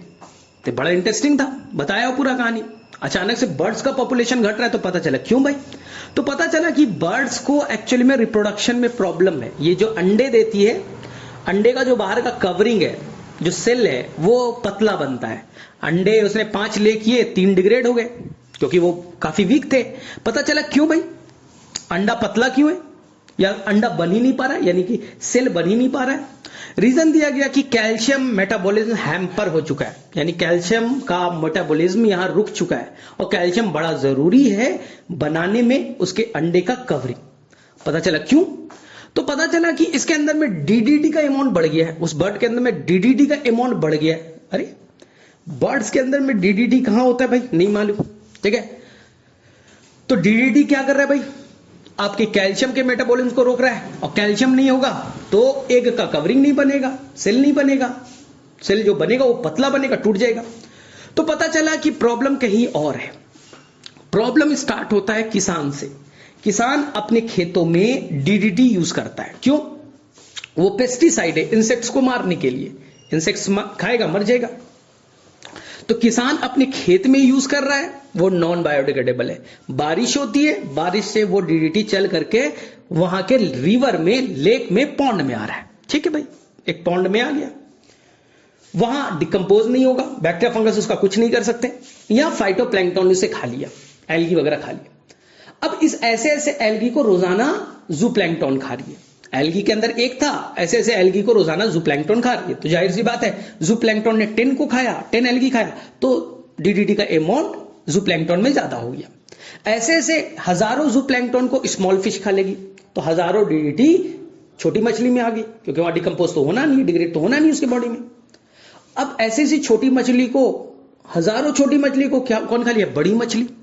तो हजारों यानी लाखों लाखों डीडीटी कहां गई? बड़ी मछली में। और इस मछली को खा रहे हैं कौन भाई? हमारे बाल्ड ईगल साहब, ठीक है, यानी बर्ड्स। तो बर्ड्स के अंदर में डीडीटी लगातार बढ़ते चला जा रहा है, और इसी से उनके अंदर में प्रॉब्लम हो रहा है अंडे बनाने में। तो इसीलिए एक बुक लिखा गया जो इंपॉर्टेंट नहीं है तुम्हारे लिए, साइलेंट स्प्रिंग, जो एक वहां की लेडी थी, इन्वायरमेंटलिस्ट थी, इकोलॉजिस्ट थी, जिनका नाम था रसेल कार्सन। और जब ये बुक पब्लिश होता है तो पहली बार दुनिया में ये सब चीजें पता चलती है कि भाई साहब डीडीटी तो बड़ा खतरनाक है। और जब एक लार्ज स्केल में प्रोटेस्ट होता है और अल्टीमेटली डीडीटी को पूरे वर्ल्ड से बैन कर दिया जाता है, तो पूरे वर्ल्ड में बैन है, कुछ जगह पे छोड़ करके, क्योंकि जहां पर मलेरिया बहुत ज्यादा होता है तो वहां पर हम डीडीटी के हेल्प से ही तो इंसेक्ट्स वगैरह को मारेंगे, वेक्टर्स को कैसे मारेंगे? डीडीटी के हेल्प से। तो ऐसे ही केस आपको जापान में दिखता है कि वहां पास अचानक से कुछ लोगों को न्यूरल प्रॉब्लम स्टार्ट हो गया ना, पता चला क्यों भाई? तो ये मछली खा रहे हैं, मछली के अंदर में मिथाइल मरकरी है, और मछली कहां से है, मिथाइल मरकरी कहां से आया भाई? तो किसी इंडस्ट्री ने मिथाइल मरकरी रिलीज किया, ये नॉन बायोडिग्रेडेबल है, उसे फाइटोप्लैंक्टन एल्गी खाएगा, एल्गी से जूप्लैंक्टन, जूप्लैंक्टन से स्मॉल फिश से लार्ज फिश। इसी मछली को वहां के इंसान खा रहे थे आसपास वाले, तो जाहिर सी बात है मछली खाते जा रहे थे और उसके अंदर में मिथाइल मरकरी का कंसंट्रेशन बढ़ते चला गया। इसी प्रोसेस को एनसीईआरटी कहता है, इस बीमारी को कहा गया मिनीमाटा डिजीज। तुम्हारे लिए इंपॉर्टेंट नहीं है, एनसीईआरटी में नहीं है, ठीक है। इसी को हम लोग टॉपिक को कहते हैं बायो मैग्निफिकेशन। ट्रॉफिक लेवल पे कंसंट्रेशन क्या हो रहा है? इंक्रीज हो रहा है। आप अच्छे से उस डेटा को पढ़ लीजिएगा कि फाइटोप्लैंक्टन में डीडीटी कितना था, जूप्लैंक्टन में कितना था, स्मॉल फिश में कितना था, लार्ज फिश में कितना था, तो ये बड़ा इंपॉर्टेंट होगा, ठीक है। इसी तरह से एनसीईआरटी में एक चीज समझाया गया, बहुत आसान है लेकिन बच्चा पता नहीं क्यों कंफ्यूज होता है। याद कहा कि एक थर्मल पावर प्लांट है ना, उसने अपना इलेक्ट्रिसिटी बनाया, और मानो वो बच्चा ठंडे जगह पे, कोल्डर रीजन पे, ओरासा में, तो बाहर का जो लेक है उसका टेम्परेचर है मान लीजिए 10 डिग्री सेल्सियस, ठंडा है, तो वहां पर ठंडे वाले ऑर्गेनिज्म रह रहे हैं, वहां पर ठंडे वाले जो एक्वेटिक ऑर्गेनिज्म है, प्लांट है, फ्लोरा, और जो एनिमल्स है, फौना, वहां रह रहे, एडजस्टेड वहां के लिए, इन्वायरमेंट के लिए। अब थर्मल पावर प्लांट ने क्या किया? हीटेड वाटर, खौलता हुआ पानी डाल दिया। अब बोलो खौलता हुआ पानी डालेंगे तो क्या होगा? पानी का टेम्परेचर 100 डिग्री कर दिया मैंने, मतलब खौलता हुआ पानी डाला और उधर से 10 डिग्री था, तो मिक्स होकर के मान लो बच्चा बन गए 40 डिग्री। अब क्या हुआ? तो 40 डिग्री में क्या वो पुराने वाले इंडिजिनस लिखेगा, यानी जो पुराना वाला था, जो उस लोकल एरिया में पहले से रहता था, क्या वो सरवाइव कर पाएगा? क्योंकि हमें मालूम है कि 100% प्लांट जो है वो रेगुलेटर है, वो अपने अंदर में चेंजेस बर्दाश्त नहीं कर सकते। 99% जो एनिमल्स है वो भी अपने आप को बर्दाश्त नहीं कर सकते अचानक से फ्लक्चुएशन और टेम्परेचर का, वो बेचारे मर जाएंगे या तो भाग जाएंगे, इंडिजिनस खत्म हो गया। अब वहां पर क्या हो गया? Temperature 40 degree. अब जो ऐसे मछलियां, ऐसे प्लांट जो 40 डिग्री पे अडेप्टेड है, उस एरिया में आ जाएंगी। हाँ, उस एरिया में आ गई, बोले अरे यार ये तो बड़ा अच्छा इन्वायरमेंट है, सुटेबल इन्वायरमेंट है भाई, हम तो सोच रहे थे ठंडा होगा, लेकिन पता चला यहां तो मस्त इन्वायरमेंट है 40 डिग्री, तो हम ग्रो करना स्टार्ट कर दिए। तो एनसीईआरटी का कितना ब्यूटीफुल सा लाइन लिखा है, they replace the indigenous flora and fauna and the other बाहरी स्पीसीज आकर के वहां पर वेल अडेप्टेड हो जाएंगे। तो एक तरह से डाइवर्सिटी को पूरी तरह से हमने रिप्लेस कर दिया। हाँ, तो ये चीज एनसीईआरटी में लिखा है, इसको ध्यान से रखिएगा। फिर लिखा है कि जो हेवी मेटल्स, पानी है प्योर वाटर है, pH 7 है, पूरा डिजोल्व ऑक्सीजन है, कोई वेस्ट नहीं है, कोई बैक्टीरिया नहीं, पानी नीट एंड क्लीन है। क्या पानी पियोगे? नहीं पीना चाहिए, क्योंकि हो सकता है इसके अंदर में डिजोल्व हेवी मेटल्स हो। हाँ, कैडमियम हो, Hg हो, Pb हो, तो ये तुम्हारे लिए बड़ा टॉक्सिक है। ये मेनली ये जो मेटल्स मैं बार बार वर्ड यूज कर रहा हूं, ये मेनली नॉन बायोडिग्रेडेबल के एग्जाम्पल में आ जाते हैं। ठीक है, इसलिए हमने एक केस स्टडी पढ़ा है जो कि अरकटा टाउन का ना। देखो वहां पास भी यही प्रॉब्लम था कि सीवेज बहुत ज्यादा बन रहा था। अब सीवेज की सफाई कैसे करें? अब सबको गुवाहाटी वाले बेवकूफ थोड़ी है कि गुवाहाटी में 1 लाख लोग हैं, सबने 1-1 लाख कचरा लिया, ब्रह्मपुत्रा नदी में फेंक दिया, पूरा ब्रह्मपुत्रा नदी चौकआउट हो गया, खत्म हो गया। तो हम क्या करें भाई? तो वहां पास एक दिया है आपका कि कैसे हम लोग बचा जा सके। तो वहां पर अरकटा टाउन वाले ने सिखाया कि जो भी शहर का गंदा पानी है उसको सबसे पहले हम फिल्ट्रेट कर दें, बड़े बड़े पार्टिकल्स को हटा दें, सेडिमेंट कर दें, जो हम लोग सीवेज ट्रीटमेंट प्लांट में भी करते थे। अब प्रॉब्लम है अंदर के डिसॉल्व मेटल्स, हेवी मेटल्स जो बहुत टॉक्सिक है। अगर वो चला जाएगा ना रिवर के अंदर में, तो जाहिर सी बात है बायोमैग्निफिकेशन कर सकता है, हो सकता है वहां के पानी को इंसान पी ले या जानवर पी लेंगे, बर्ड्स ले लेंगे, तो बड़ा नुकसान होगा। तो कैसे हटाया जाए इनको? तो उन्होंने हम्बोल्ट यूनिवर्सिटी वाले से एक कोलैबोरेशन किया। ठीक है, और उन्होंने सलाह दिया कि इस पूरे एरिया को 6 पार्ट्स में डिवाइड कर दो, 6 पार्ट्स में डिवाइड कर दो। हर पार्ट्स में एक यूनिक तरह का फ्लोरा फौना बना दिया जाए, यानी यूनिक तरह के वहां पास प्लांट ग्रो करा दीजिए, मेनली फ्लोरा। एल्गी ग्रो करा दो फर्स्ट वाले एरिया में, दूसरे में फंगस ग्रो कर दो, तीसरे में अलग तरह के हर्बेशियस प्लांट लगा दो, किसी में बड़े प्लांट लगा दो। सर फायदा क्या? पानी जो गंदा पानी था उसको क्रॉस करो। तो एल्गी वगैरह के अंदर एबिलिटी है कि वो, मान लो बच्चा कैडमियम है, Hg, वो कुछ हेवी मेटल्स को एब्जॉर्ब कर लेंगे। पानी यहां से निकला, इस एरिया से गया कहां? सेकेंड वाले एरिया में, वहां फंगस है, वो कुछ केमिकल्स को एब्जॉर्ब कर लिया। मान लो गया थर्ड वाले एरिया में, वहां कुछ केमिकल्स को एब्जॉर्ब किया। तो धीरे धीरे 6 एरिया से जब क्रॉस करते जाइएगा तो उम्मीद है जो डिसॉल्व फॉर्म में मेटल्स वगैरह थे वो यहां से रिमूव हो जाएंगे। तो वहां के लोगों ने अप्लाई किया, ठीक है, इसलिए एनसीईआरटी में इसमें जगह दिया गया है। और इस एरिया में एक सेंचुरी बना दिया गया जिसका अब नाम दे दिएगा फोम फ्रेंड्स ऑफ अरकटा मार्स। चलिए, सेकेंड चीज एनसीईआरटी में दिया है वाटर पॉल्यूशन में, जो बड़ा इंपॉर्टेंट है, ध्यान से सुनिएगा। मान लीजिए एक लेक है, एकदम नया लेक बना, यंग लेक है, इसे ऑलिगोट्रॉपिक लेक कहेंगे। यंग लेक है, उसके अंदर में कोई भी सीवेज नहीं है, बायोडिग्रेडेबल वेस्ट मटेरियल नहीं है ना। तो जाहिर सी बात है वहां पर बीओडी कम होगा, डिसॉल्व ऑक्सीजन ज्यादा होंगे। न्यूट्रिएंट्स नहीं है तो वहां पर कोई आपके बैक्टीरिया फंगस का एक्सेस ग्रोथ नहीं है, डिसॉल्व ऑक्सीजन ज्यादा है, बीओडी ठीक है। पानी नीट एंड क्लीन है, डेप्थ ज्यादा है। मान लीजिए कि धीरे धीरे इसमें किसी तरह से मेनली नाइट्रेट्स और फॉस्फेट का अमाउंट बढ़ जाए। मान लीजिए किसी तरह से उस एरिया में नाइट्रेट और फॉस्फेट का अमाउंट बढ़ जाए। मेनली एनपीके याद रख लीजिए, लेकिन एनसीईआरटी बोलता है नाइट्रोजन एंड फॉस्फोरस, आप दो ही याद रखिए ना। अगर यहां पर न्यूट्रिएंट बढ़ जाएगा तो अचानक से ना एनिमल्स का ग्रोथ, क्योंकि पानी में न्यूट्रिएंट्स चाहिए, किसी भी ग्रोथ करने के लिए न्यूट्रिएंट्स चाहिए, तो यहां पास एनिमल्स का, प्लांट्स का ग्रोथ बढ़ जाएगा। एक्सेस न्यूट्रिएंट्स है उसके अंदर में आगे किसी तरह से, ठीक है, तो प्लांट ग्रोथ करने लगेंगे, एक्सेस ग्रोथ होने लगेगा। ठीक है, अभी अलग-अलग ब्लूम नहीं बता रहा हूं, वो बाद में बताऊंगा, कंफ्यूज मत होना, अभी अलग-अलग ब्लूम नहीं बता रहा हूं। ठीक है, यहां पर प्लांट का ग्रोथ हो जाएगा, एनिमल्स ग्रोथ होने लगेंगे। जब एक्सेसिव ग्रोथ होने लगेगा धीरे धीरे, तो प्लांट अगर ग्रो किया है तो प्लांट मरेगा वहीं, तो धीरे धीरे प्लांट वहीं मरेंगे और नीचे बैठने लगेंगे। एनिमल्स मरा, नीचे बैठने लगेंगे, कभी ना कभी तो मरेंगे ना। तो धीरे धीरे बढ़ेंगे तो ऑर्गेनिक वेस्ट मटेरियल ना, डोम डेड ऑर्गेनिक मटेरियल नीचे बैठने लगेगा। धीरे धीरे बैठ जाएंगे तो बैक्टीरिया फंगस पहुंच जाएंगे। अरे भाई यहां पर तो वेस्ट मटेरियल है, डिकम्पोज करो, तो जाहिर सी बात वहां डिकम्पोजिशन स्टार्ट हो जाएगा। और जब ये डिकम्पोज करना स्टार्ट करेंगे बैक्टीरिया फंगस, तो ये रेस्पिरेशन के लिए ऑक्सीजन चाहिए, ये ऑक्सीजन लेने लगेंगे, तो जाहिर सी बात है डिसॉल्व ऑक्सीजन घटने लगेगा। ठीक है, और बीओडी बढ़ रहा है, तो धीरे धीरे क्या होगा, ऑर्गेनिक वेस्ट मटेरियल नीचे बढ़ते जा रहे, यानी जो लेक की गहराई कम होते जाएगी। डिकम्पोजिशन ज्यादा हो रहा है तो वाटर वार्म हो जाएगा। ठीक है, धीरे धीरे क्या हो जाएगा, डिसॉल्व ऑक्सीजन घटते चले गए, अंदर के एक्वेटिक ऑर्गन और मरने लगे। तो एक धीरे धीरे दूसरे प्लांट्स आने लगेंगे, जो ऊपर सबमर्ज प्लांट आने लगेंगे, बड़े बड़े प्लांट्स ग्रो करने लगेंगे।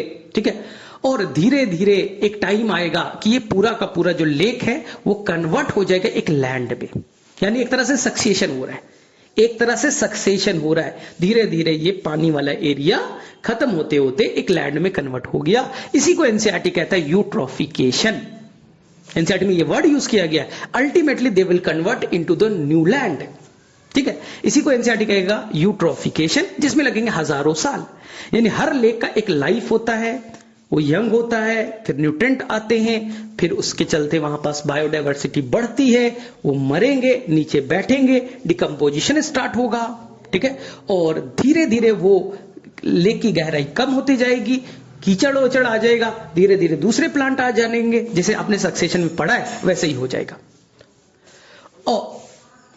और सेकेंड, अब हमें अपने आप को जोड़ना है। अब एनसीईआरटी में है कल्चरल यूट्रोफिकेशन, या उसे हम लोग कहेंगे एक्सेलरेटेड यूट्रोफिकेशन। तो यहां पर देखो ध्यान से, अब कहानी में थोड़ा ट्विस्ट है। कहानी में ट्विस्ट ये है कि वही लेक, एक लेक यंग लेक था, डेप्थ ज्यादा था, डिजोल्व ऑक्सीजन ज्यादा थे, बीओडी कम था, न्यूट्रिएंट का अमाउंट कम था। ठीक है भाई, डायवर्सिटी ठीक ठाक थी। अब अचानक से हमने 3 काम की। मैं गया, जंगल की सफाई की और खेती करना स्टार्ट कर दिया। और खेती में मैंने खूब सारा फर्टिलाइजर यूज किया, नाइट्रेट फॉस्फेट डाला, बारिश हुई, नाइट्रेट फॉस्फेट लेक में आ गए। मैं रोजाना जाता हूं कपड़ा धोने के लिए, साबुन सर्फ लेकर के, और कपड़ा धोता हूं, सारा पानी वहीं डाल देता हूं। और सर्फ में, साबुन में ढेर सारे क्या होते हैं, नाइट्रेट फॉस्फेट होते हैं। तो नाइट्रेट फॉस्फेट का अमाउंट बढ़ गया, 2 तरफ से मैंने बढ़ाया। तीसरा, मैंने एक इंडस्ट्री भी, फैक्ट्री भी लगा दी। फैक्ट्री के अंदर में क्या है, शुगर केन का है। शुगर केन का जो भी वेस्ट मटेरियल बचा, डेड जो भी वेस्ट मटेरियल बचा, ऑर्गेनिक वेस्ट मटेरियल, उसको भी मैंने लेक में डाल दिया। धीरे धीरे न्यूट्रिएंट का लेवल मैंने बढ़ाया, नाइट्रोजन फॉस्फेट का लेवल बढ़ा, तो अचानक से एल्गी का एक्सेसिव ग्रोथ हो जाएगा। एल्गी को चाहिए, वो ग्रोथ नहीं कर पाता है क्योंकि पानी में नाइट्रोजन और फास्फोरस की कमी होती है। लेकिन अचानक से तुमने अपने तरफ से अचानक से एक्सेस अमाउंट बढ़ाया तो एल्गी खुश हो गया, एल्गी का एक्सेस ग्रोथ करने लगा और रिप्रोडक्शन खूब करने लगा। अब फोटोसिंथेसिस नहीं करेगा तो ये बच्चा कंफ्यूज होता है, सर एल्गी ग्रोथ करेगा तो अच्छी बात है ना, फोटोसिंथेसिस ज्यादा करेगा तो ऑक्सीजन ज्यादा डालेगा। नहीं, फोटोसिंथेसिस नहीं कर रहा है वो अब रिप्रोडक्शन कर रहा है, और रिप्रोडक्शन करने के लिए चाहिए ताकत के लिए चाहिए रिस्पिरेशन। तो वो क्या करेगा, अंदर के ऑक्सीजन को लेगा, न्यूट्रिएंट वगैरह है ही है, टेंशन फ्री है ना। अब वो एक्सेसिव अमाउंट में ग्रोथ कर रहा है। जब एल्गी लार्ज स्केल में ग्रो करेगा तो वो ऑक्सीजन चाहिए, तो वो अंदर का रोब कर लेगा, चोरी करेगा, एनसीईआरटी का वर्ड है, वो अंदर के सारे ऑक्सीजन को खींच लेगा। अंदर के जब ऑक्सीजन सारे खींच जाएंगे तो डिजोल्व ऑक्सीजन घटेगा, यहां तक नहीं छोड़ेगा, वो रिलीज करेगा डेथ फैक्टर ना, ये पॉइजनस केमिकल रिलीज करेगा जिससे वहां के ऑर्गेनिज्म मरने लगेंगे। अब ऑर्गेनिज्म मरने लगे तो धीरे धीरे नीचे में बैठेंगे तो ऑर्गेनिक वेस्ट मटेरियल बढ़ गया, बैक्टीरिया और फंगस आ गए भाई। एक तो तुमने वहां पर शुगर केन का फैक्ट्री लगाया था, उसका वेस्ट मटेरियल डाला था, ऑर्गेनिक वेस्ट मटेरियल पहले से थे, अब डेड कर रहा है, डेड ऑर्गेनिक मटेरियल नीचे बैठ रहा है, बैक्टीरिया फंगस एक्सेस ग्रोथ। अब डिकम्पोजिशन का खेल चलेगा, और डिकम्पोजिशन अगर होगा तो सारा ऑक्सीजन खींचेगा, तो नीचे से बैक्टीरिया ऑक्सीजन खींच रहा है, ऊपर से एल्गी ऑक्सीजन खींच रहा है, तो धीरे धीरे चुक कर जाएगा, एनसीईआरटी का लाइन में चुक कर जाएगा, पूरा ऑक्सीजन खत्म और पूरा पानी मटमैला हो जाएगा, खूब डिकम्पोजिशन हो रहा है, टेम्परेचर बढ़ जाएगा, कलर चेंज हो जाएगा, और ये जो रेट है वो एक्सेलरेट कर जाएगा, ये भी लैंड में कन्वर्ट हो जाएगा। लेकिन पुराने के जो नॉर्मल यूट्रोफिकेशन के कंपैरिजन में यहाँ रेट काफी तेज होगा, इसी को एनसीईआरटी कहता है एक्सेलरेटेड यूट्रोफिकेशन। और ऐसे लेक जहां पर ये सब एक्टिविटी हो रही है यूट्रोफिक लेक कहलाएगा। प्रोसेस का नाम यूट्रोफिकेशन, जो 1000 साल में होना था वो ह्यूमन एक्टिविटीज के चलते 200 साल में हो जाएगा। अल्टीमेटली उसे भी लैंड में ही कन्वर्ट होना है, उसे सक्सेशन ही करना है, लेकिन रेट क्या हो गया, फास्ट हो गया, ये याद रखिएगा। तो मेरे से आपको यूट्रोफिकेशन से क्लैरिटी आ जाएगी। ठीक है, अब हम लोग चले आगे में। तो एनसीईआरटी में 2 टॉपिक्स दे रखे होंगे, एक global warming, ozone layer depletion. Ozone layer depletion में आपको मेन इंपॉर्टेंट पॉइंट बस ये याद रखना है कि जो ओजोन का लेयर है वो कहाँ है, तो स्ट्रेटोस्फीयर में। ओजोन की थिकनेस को किस चीज में मेजर करते हैं, तो answer is the Dobson unit. Sir ozone देखा गया है, हमने सैटेलाइट, नासा ने एक सैटेलाइट लॉन्च किया था निम्बस 7, तुम्हें नहीं याद रखना है, देखा गया कि ओजोन जो है वो पतला हो रहा है, इसी को कहा गया ओजोन होल, जो कहां पर, अंटार्कटिका रीजन में, पोलर रीजन में देखा गया। क्योंकि पोलर रीजन में आइस जब मेल्ट करेगा तो हम लोग, जो भी आइस मेल्ट करेगा तो उस दौरान अचानक से लार्ज स्केल में वहां पर ट्रैप थे, फंसे पड़े थे, कौन, ओडीएस, ओजोन डिप्लीटिंग सब्सटेंस। तो जैसे ही वहां पर गर्मी का टाइम स्टार्ट होगा, आइस मेल्ट करेगा, तो लार्ज स्केल में ODS, ozone depleting substance release होंगे, सीएफसी वगैरह, और वहां पर ओजोन को ब्रेक डाउन करेंगे। ठीक है, तो इसी को कहा गया ओजोन होल। तो लोगों को लगा कि भाई ओजोन होल अंटार्कटिका में बन रहा है, तो आने वाले टाइम में लंदन में भी बनेगा, दिल्ली में भी बनेगा, अमेरिका में भी बनेगा, और जिससे कि यूवी रेस तो डायरेक्टली आ जाएगा। भाई ओजोन होल क्या करता है, ओजोन क्या करता है, यूवी रे को प्रोटेक्ट कर रहा है, मेनली यूवी बी से। यूवी ए अलाउड है, आ सकता है, यूवी बी ओजोन लेयर ने उसे रोक दिया है, और यूवी सी तो भाई ना आ ही नहीं सकता, वो तो बहुत खतरनाक है, उसको छोड़ ही दीजिए, वो तो बहुत खतरनाक है, उसकी एनर्जी बहुत ज्यादा है, वो तो पूरी तरह से रुक गया है। यूवी बी को ओजोन लेयर ने रोक रखा है, ठीक है, और यूवी ए आता है। तो अब देखिए ध्यान से, सर आ जाएगा तो क्या प्रॉब्लम है? तो एनसीईआरटी का लाइन है बच्चा, आपकी आंखें सबसे ज्यादा सेंसिटिव है, इसलिए आप क्या करते हो, ब्लैक वाला चश्मा, गॉगल्स लगाते हो गर्मियों के टाइम में, कि यूवी प्रोटेक्टेड क्रीम लगाते हो, लिखा रहता है यूवी प्रोटेक्टेड क्रीम। हाँ, अब पॉलन ग्रेन में पढ़ते हो, पॉलन किट होता है, क्यों होता है, यूवी रे से बचने के लिए। यूवी रे बड़ा डेंजरस है, हमें स्किन कैंसर कॉज करा सकता है, कैटरैक्ट कॉज करा सकता है, स्नो ब्लाइंडनेस हो सकता है ना, ठीक है।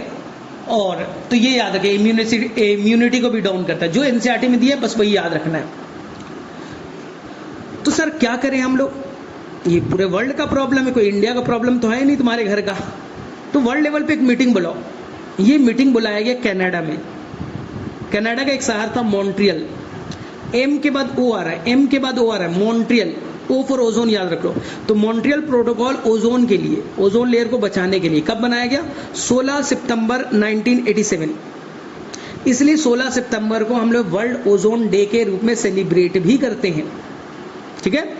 लेकिन इफेक्टिव कब से हुआ, 1989 से इफेक्टिव हुआ, यानी 87 में बना, 2 साल के बाद में इसे लागू किया गया। क्या था भाई rule, ODS, ozone depleting substance, mainly जो सीएफसी है या क्लोरोफ्लोरोकार्बन है, ठीक है, या ब्रोमोफ्लोरोकार्बन है, उनके अमाउंट को घटाइए, ठीक है। तो जो भी इंडस्ट्री यूज कर रहे हैं उसके प्रोडक्शन को घटाने पे बातें की गई, वो हमारे लिए प्रॉब्लम अब नहीं है, हमने ठीक ठाक कर लिया है। चलिए आगे चलते हैं। सेकेंड आएगा सर ओजोन लेयर का, तो हो गया सर ग्लोबल वार्मिंग। देखो ग्लोबल वार्मिंग एक तरह से क्या है, पहले समझिए, सन से रेस चलती है, तो सन में जिसमें ज्यादा एनर्जी, यानी जिसका वेवलेंथ कम है, वेवलेंथ और एनर्जी में उल्टा रिलेशन है। वेवलेंथ अगर छोटा है यानी एनर्जी ज्यादा है, वो आसानी से हमारे एटमॉस्फेयर को पेनिट्रेट कर जाती है और अर्थ सरफेस पे आती है और यहाँ टकराती है। टकराने से कुछ एनर्जी इमिट करेगी, तो एनर्जी उनका घट गया और वो बड़े वेवलेंथ में, हायर वेवलेंथ में कन्वर्ट हो जाएगी। मान लो रेड रेज आया, टकराया, एनर्जी घटा और इंफ्रारेड में कन्वर्ट हो गई। तो जो हायर वेवलेंथ है वापस लौटना चाहती है, लेकिन हमारे एटमॉस्फेयर में कुछ गैसेस हैं जिनका नाम GHG गैस रखा गया है, ग्रीन हाउस गैस, जैसे CO2, CH4, CFC दोनों जगह है, ओजोन लेयर डिप्लीशन में भी है और ग्रीन हाउस गैस में भी है, ठीक है। सर ये क्या करेंगे, N2O है, क्या करेंगे, ये जो इंफ्रारेड है, हायर वेवलेंथ की रेज को पकड़ लेंगे और उसको जाने नहीं देंगे, उसको वापस से फेंक देंगे फिर से अर्थ सरफेस पे, फिर से टकराएगा और एनर्जी घटा और बड़ा वेवलेंथ बना, फिर से ऊपर गया, फिर से पकड़ के नीचे फेंक देंगे। यानी तुम आ तो सकते हो, सिंपल भाषा में समझो, रेज भाई साहब आप आ तो सकते हो लेकिन जा नहीं सकते, यही ट्रैप हो जाओगे। इसीलिए तो हमारा अर्थ वॉर्म है, सन में एनर्जी था, रेज के थ्रू आया, टकराया और यहीं रह गया। इसीलिए तो हमारे पास में एक हाई, और ये रेज है तो टकराएगा यहीं रहेगा, तो अल्टीमेटली ये रेज क्या है, हीट की ही तो फॉर्म है, तो ये हीट के फॉर्म में रिलीज होगा, ये अर्थ को वार्म करेगा ना, और ये अच्छा चीज है, ये खराब नहीं है। एनसीईआरटी में लिखा है कि अगर ये इफेक्ट नहीं होता, ग्रीन हाउस इफेक्ट नहीं होता, तो अर्थ का टेम्परेचर हो जाता -18 डिग्री सेल्सियस, चिलिंग टेम्परेचर, बर्फ से ढका हुआ पूरा अर्थ रहता। लेकिन अर्थ पे लाइफ क्यों है, क्योंकि यहाँ पर जो भी सनलाइट आया उसे पकड़ लिया गया और वो हीट के फॉर्म में रिलीज किया, टेम्परेचर बढ़ गया, जिससे वो अर्थ का टेम्परेचर एवरेज 15 डिग्री सेल्सियस हो गया। -18 से 15 डिग्री प्लस 15 डिग्री हो गया, 33 डिग्री टेम्परेचर बढ़ गया ड्यू टू GHG। ये तो बहुत अच्छा चीज है भाई, ठीक है। लेकिन प्रॉब्लम तब हुआ जब हमने इसके लेवल CO2 का लेवल, CH4 का लेवल, SF6 का, N2O का, मेनली जो पाई चार्ट दिया है उसको रट्टा मार जाइएगा। CO2 60% है, CH4 20% है, कौन 16% है, कौन 4% है, रट्टा मार जाइएगा, लास्ट में देख लीजिएगा इसे ना। तो सर हुआ क्या, हमने अपनी गलतियों से CO2 का अमाउंट बढ़ा दिया। तो मान लो बच्चा पहले 100 रेज आती थी, 100 में 20 को पकड़ लेते थे यहाँ के इन्वायरमेंट पर, 80 वापस चली जाती थी।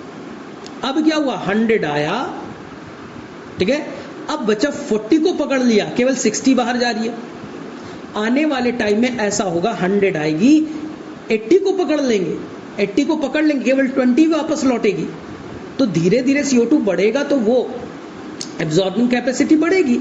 तो जाहिर सी बात है कि अगर रेज 100 आ रहा है, 100 में 100 को पकड़ लिया तो ज़्यादा हीट निकलेगा, ज़्यादा वार्मिंग होगी, तो हमारा अर्थ पहले के कंपैरिजन में ज़्यादा वार्म हो जाएगा। नॉर्मल वार्मिंग तो अच्छी चीज़ है, लेकिन माना जा रहा है CO2 के लेवल बढ़ने से अर्थ के वार्म होने के चांसेस और बढ़ जाएंगे, जिससे कि यहाँ का आइस मेल्ट होने लगेगा, जिससे कि समुद्र का पानी बढ़ जाएगा, तो कोस्टल एरिया डूबने के डर है। क्लाइमेट में अचानक से पैटर्न चेंज होगा, जिसे NCERT कहता है एल नीनो इफेक्ट। ज़्यादा डिटेल में मत जाइएगा, क्लाइमेट चेंज को NCERT ने कहा एल नीनो इफेक्ट। हमारे ऊपर में बड़ा उल्टा इसका इफेक्ट पड़ने वाला है। तो सर क्या करें, ये तुम्हारा प्रॉब्लम नहीं, पूरे वर्ल्ड का प्रॉब्लम है। पहले नंबर पे सबसे ज़्यादा CO2 चाइना रिलीज करता है, उसके बाद में US है, उसके बाद में इंडिया है। हाँ, तो हम ही लोग के पे जिम्मेदारी नहीं है, पूरे दुनिया की जिम्मेदारी है।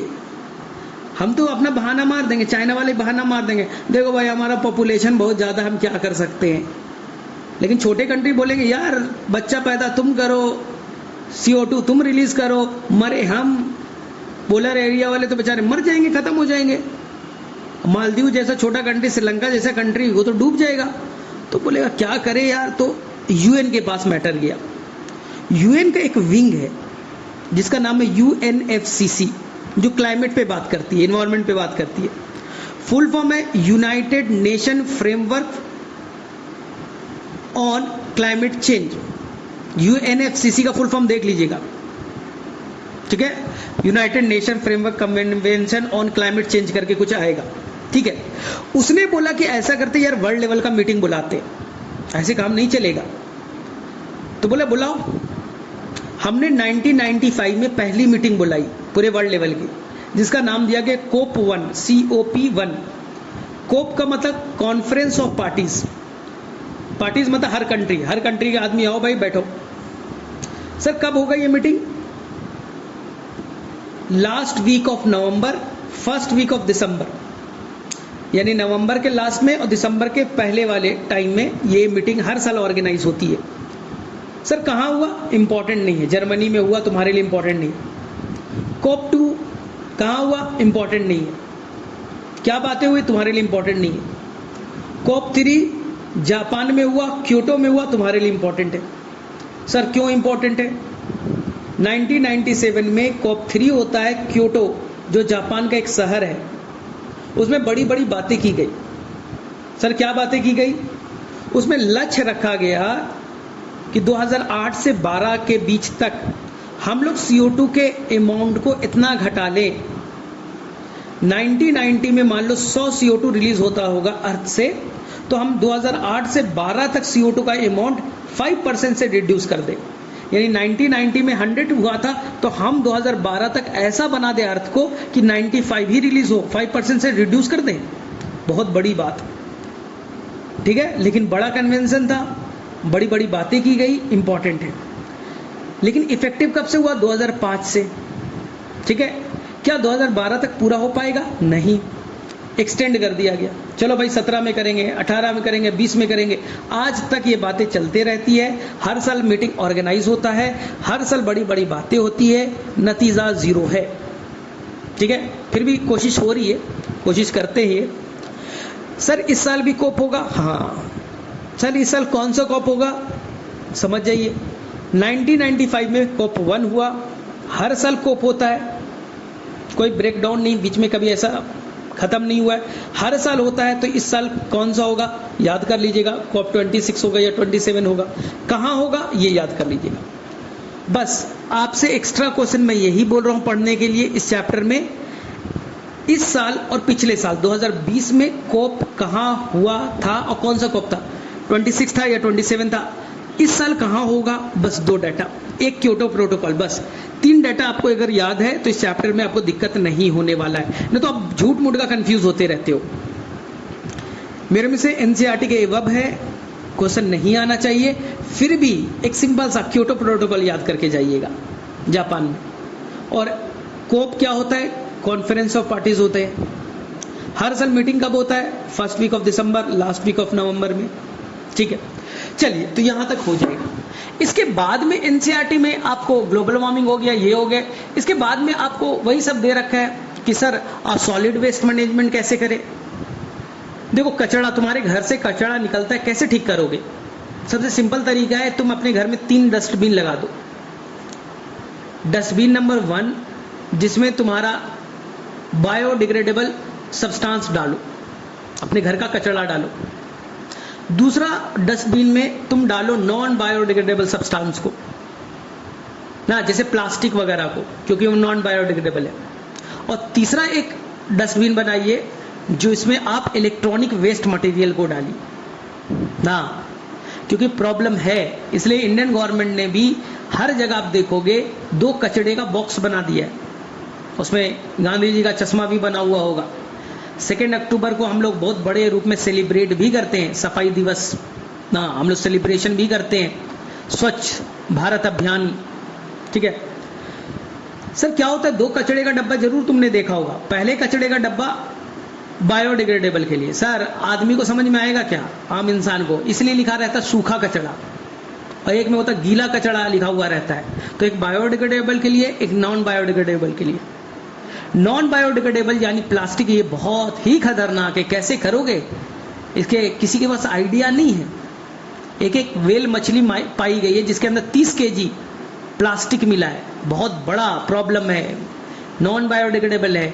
जो लेस तुम खा रहे हो सकता है तुम्हारा पोता परपोता भी उसे लेस के ना, वो जो प्लास्टिक है वो मिट्टी में रह जाए, वो डिग्रेड नहीं होगा, तुम्हारा पोता आकर के चला जाएगा। यानी कि ये एक बार हो गया, प्लास्टिक आ गया, हजारों साल तक इसका कुछ होना नहीं है, क्या करोगे तुम, बड़ा प्रॉब्लम है।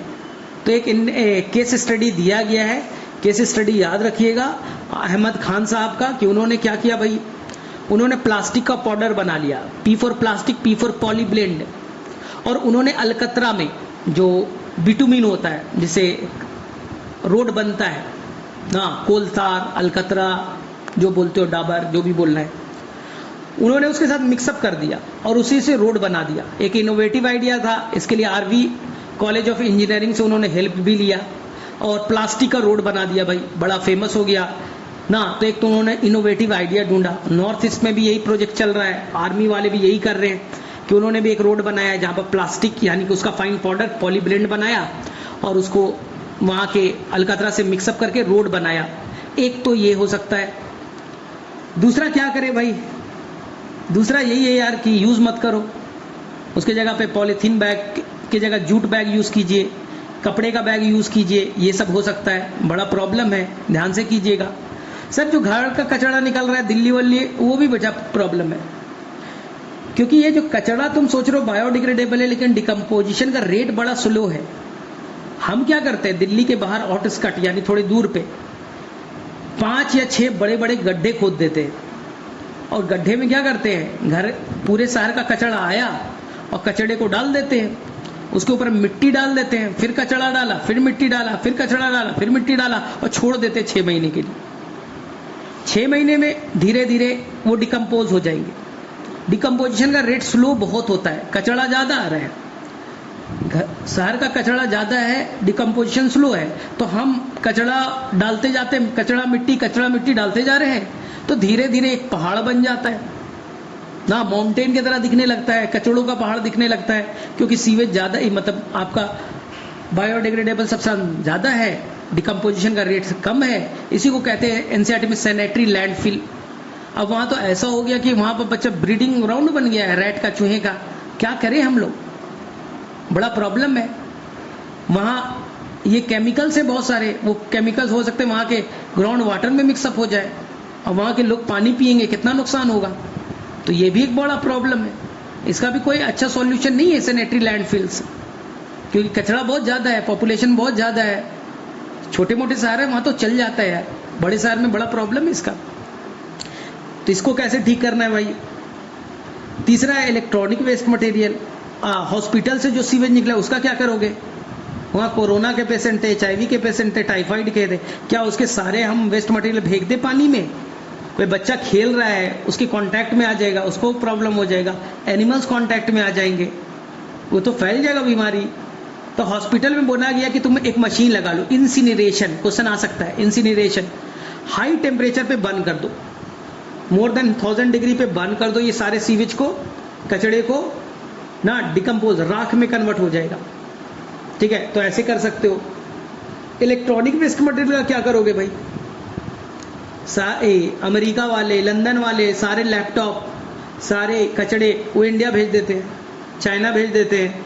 ऐसा करो, अंदर में बड़ा अच्छा मेटल्स है, निकल है, कोबाल्ट है, कॉपर है, निकालो बेचो, बड़ा महंगा मेटल है।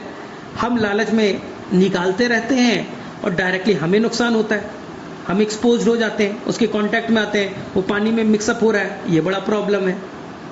पूरे दुनिया में जितने जहाज बनते हैं, पानी की जहाज, वो सारा का सारा बांग्लादेश आ जाता है, वहीं पर तोड़ा जाता है, दिन भर तोड़ते रहते हैं वो लोग, सारा हेवी मेटल्स वहाँ के पानी में मिक्सअप हो रहा है, पूरा का पूरा लैंड एरिया बंजर हो गया है, बड़ा प्रॉब्लम है। हमें बात तो करना पड़ेगा ना इन्वायरमेंट में इस पे। ठीक है भाई, कैसे करें। इलेक्ट्रॉनिक वेस्ट मटेरियल है तो भैया वही चीज़ जो 10th में पढ़ा था, कम यूज़ कीजिए। है जरा मोबाइल यूज़ नहीं करेंगे क्या, हाँ भाई ये भी सॉल्यूशन नहीं है।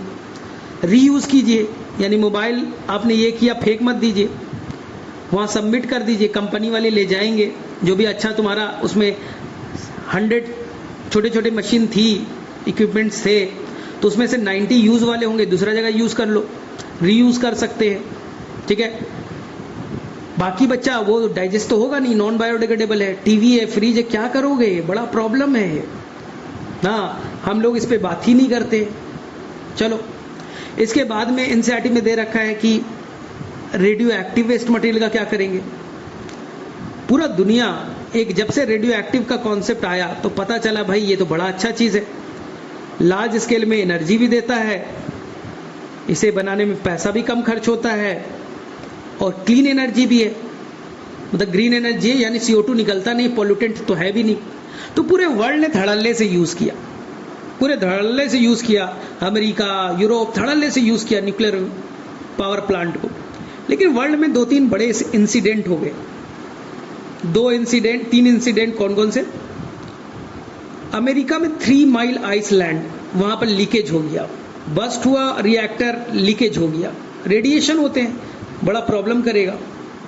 चेरनोबिल यूक्रेन में हुआ, और फुकुशिमा जापान में हुआ। ये 3 बड़े वर्ल्ड में इंसिडेंट देखे गए। तो ये पता चला कि आने वाले टाइम में सुनामी आ जाए, भूकंप आ जाए और न्यूक्लियर रिएक्टर फट जाए तो सारे वेस्ट मटेरियल लीकेज हो जाएगा, ये वहाँ के पानी में, आसपास के गांव में फैल जाएंगे, और ये कभी ख़त्म नहीं होगा, क्योंकि ये तो हाफ लाइफ होता है ना इनका, कि 100 साल हो गया तो उनका रेडिएशन हाफ हो जाएगा, आपको तो अच्छे से आता है। तो ये तो बड़ा डेंजरस है, तो पूरे वर्ल्ड में बंद करने लगे। लेकिन इंडिया तो उल्टा है ना, पूरा वर्ल्ड बंद हो रहा है तो इंडिया बोल रहा है नहीं हम चालू करेंगे, कुंडाकुलम लगाएंगे, काला पक्कम लगाएंगे, नरोड़ा लगाएंगे, रावत भाटा लगाएंगे। अरे भाई क्या क्या लगा रहे हैं। इंडिया बोल रहा है भैया एनर्जी कहाँ से लाए, कहाँ से लाएंगे एनर्जी, पॉपुलेशन बढ़ रहा है। अब प्रॉब्लम है कि इंडिया के पास में टेक्निक भी नहीं है, कोई भी कंट्री इंडिया को देना नहीं चाहता सबस्ट्रेट, यूरेनियम वगैरह ना। क्यों, क्योंकि इंडिया वाले क्या करेंगे, उनसे पूछा जाएगा तुम यूज करोगे, ठीक है एनर्जी बना दी, अच्छी बात है, जो वेस्ट बचे उसका क्या करोगे? तुम तो कचड़ा में फेंक दोगे, तुम जो इंडियन हो पानी में फेंक दोगे, मिट्टी में फेंक दोगे, अरे भैया लीकेज हो जाएगा, रेडिएशन होगा, कितना नुकसान होगा। तो इंडिया को कोई बेचना नहीं चाहता, इसलिए तुम सुनते हो इंडिया अमेरिका डील हो रहा है, इंडिया ऑस्ट्रेलिया डील हो रहा है यूरेनियम का। इंडिया वाले को बोला गया देखो भैया अगर आपको यूज करना है तो 3 रूल सीख लो पहले। पहला, जो भी वेस्ट बचेगा उसको अच्छे से ट्रीट कीजिए, उसके रेडिएशन को घटाइए। जो भी वेस्ट बचा उसको अच्छे से आपको ट्रीटमेंट कीजिए, रेडिएशन को घटाइए। उसके बाद में एक बड़े से हेवी मेटल्स का कंटेनर बनाइए, हेवी सिल्डेड होना चाहिए, मोटा लेड वेट का बनाइए। उसके अंदर में ये वेस्ट मटेरियल को डालिए और इसे रॉकी सरफेस पे, पत्थरनुमा जगह पे जाकर के 500 मीटर की गहराई पे डंप कीजिए। एनसीईआरटी में लिखा है और यही नीट का क्वेश्चन भी बन गया था, 500 मीटर की गहराई पे डंप कर दीजिए और बढ़िया से ऊपर में बोर्ड डाल दीजिए लाल रंग का कि भैया कि इधर आना मना है, ठीक है, यहाँ पर खोदाई करना मना है। लेकिन इंडियन है जाके जरूर खोदेगा, अरे भैया इंडियन गवर्नमेंट बोल रही है कि यहाँ पर खोदाई करना मना है तो जरूर खोदेगा, ठीक है, खोदेगा। अंदर में उसे सील्ड मिलेगा भी, उसे लगेगा अरे भैया गोल्ड वोल्ड मिला है, हीरा जवाहरात छुपा के रखा गया है। जब खोलेगा तो एक्सपोज्ड होगा, वो अपने तो जाएगा, आसपास के 100-200 गाँव को भी लेके बैठ जाएगा। इसलिए बड़ा डेंजरस है, इसलिए हमें इस चीज़ पे ध्यान रखना है कि कैसे प्री ट्रीटमेंट करें, कैसे सिल्डेड कंटेनर बनाएं, ठीक है, और कैसे उसे हम लोग डंप करें, ये बड़ा इंपॉर्टेंट है। इसी तरह से आजकल हम लोग जो खेती कर रहे हैं उसमें धड़ल्ले से हम लोग केमिकल यूज कर रहे हैं, डीडीटी यूज कर रहे हैं, फर्टिलाइजर यूज कर रहे हैं, ये तो नॉन बायोडिग्रेडेबल है, बायोमैग्निफिकेशन करा रहा है, यूट्रोफिकेशन करा रहा है, हमारे नदियों को खराब कर रहा है, लेकिन हम तो यूज कर रहे हैं, तो क्या करें भाई। तो ये कहानी दे रखी है रमेश चंद्र डागर की, हरियाणा के किसान हैं, उन्होंने बोला खेती करेंगे केमिकल नहीं डालेंगे, इंसेक्टिसाइड नहीं डालेंगे, ठीक है। कैसे खेती करोगे भाई, हम लोग डालेंगे बायो फर्टिलाइजर, हम लोग पहले करेंगे डेयरी फार्मिंग, दूध भी मिलेगा और जो गोबर आया गोबर से हम लोग गोबर गैस प्लांट बना लेंगे और उससे जो वेस्ट मटेरियल निकला वो कंपोस्ट का काम कर देगा और उसी से हम लोग खेती करेंगे, फर्टिलाइजर को बढ़ा देंगे। खेत वेत है ही है, वहां पर हम लोग बी कीपिंग, मधुमक्खी का पालन कर लेंगे ना, यानी कि एक सामान लगाइए, एक चीज को ग्रो कीजिए, उसका जो वेस्ट बचा, आपने क्रॉप लगाया तो उसका जो भी वेस्ट बचा गोबर गैस प्लांट में लगा लो, जो भी डेयरी इंडस्ट्री है उसका गोबर निकला गोबर गैस प्लांट में, उसका वेस्ट से कंपोस्ट बना लीजिए, फर्टिलाइजर बना लीजिए, एक का जो वेस्ट मिला दूसरे में यूज कर लीजिए, तो बड़ा फेमस हो गए भाई साहब। तो उन्होंने एक वेलफेयर सोसाइटी बना ली और 5000 किसान उसके मेंबर भी बन गए ना। एक नया इनोवेटिव आइडिया बताया, जाहिर सी बात है हमें फॉलो करना चाहिए। चलिए भाई, सेकंड, ये सब चीजें कहानी आप पढ़ ही लीजिएगा।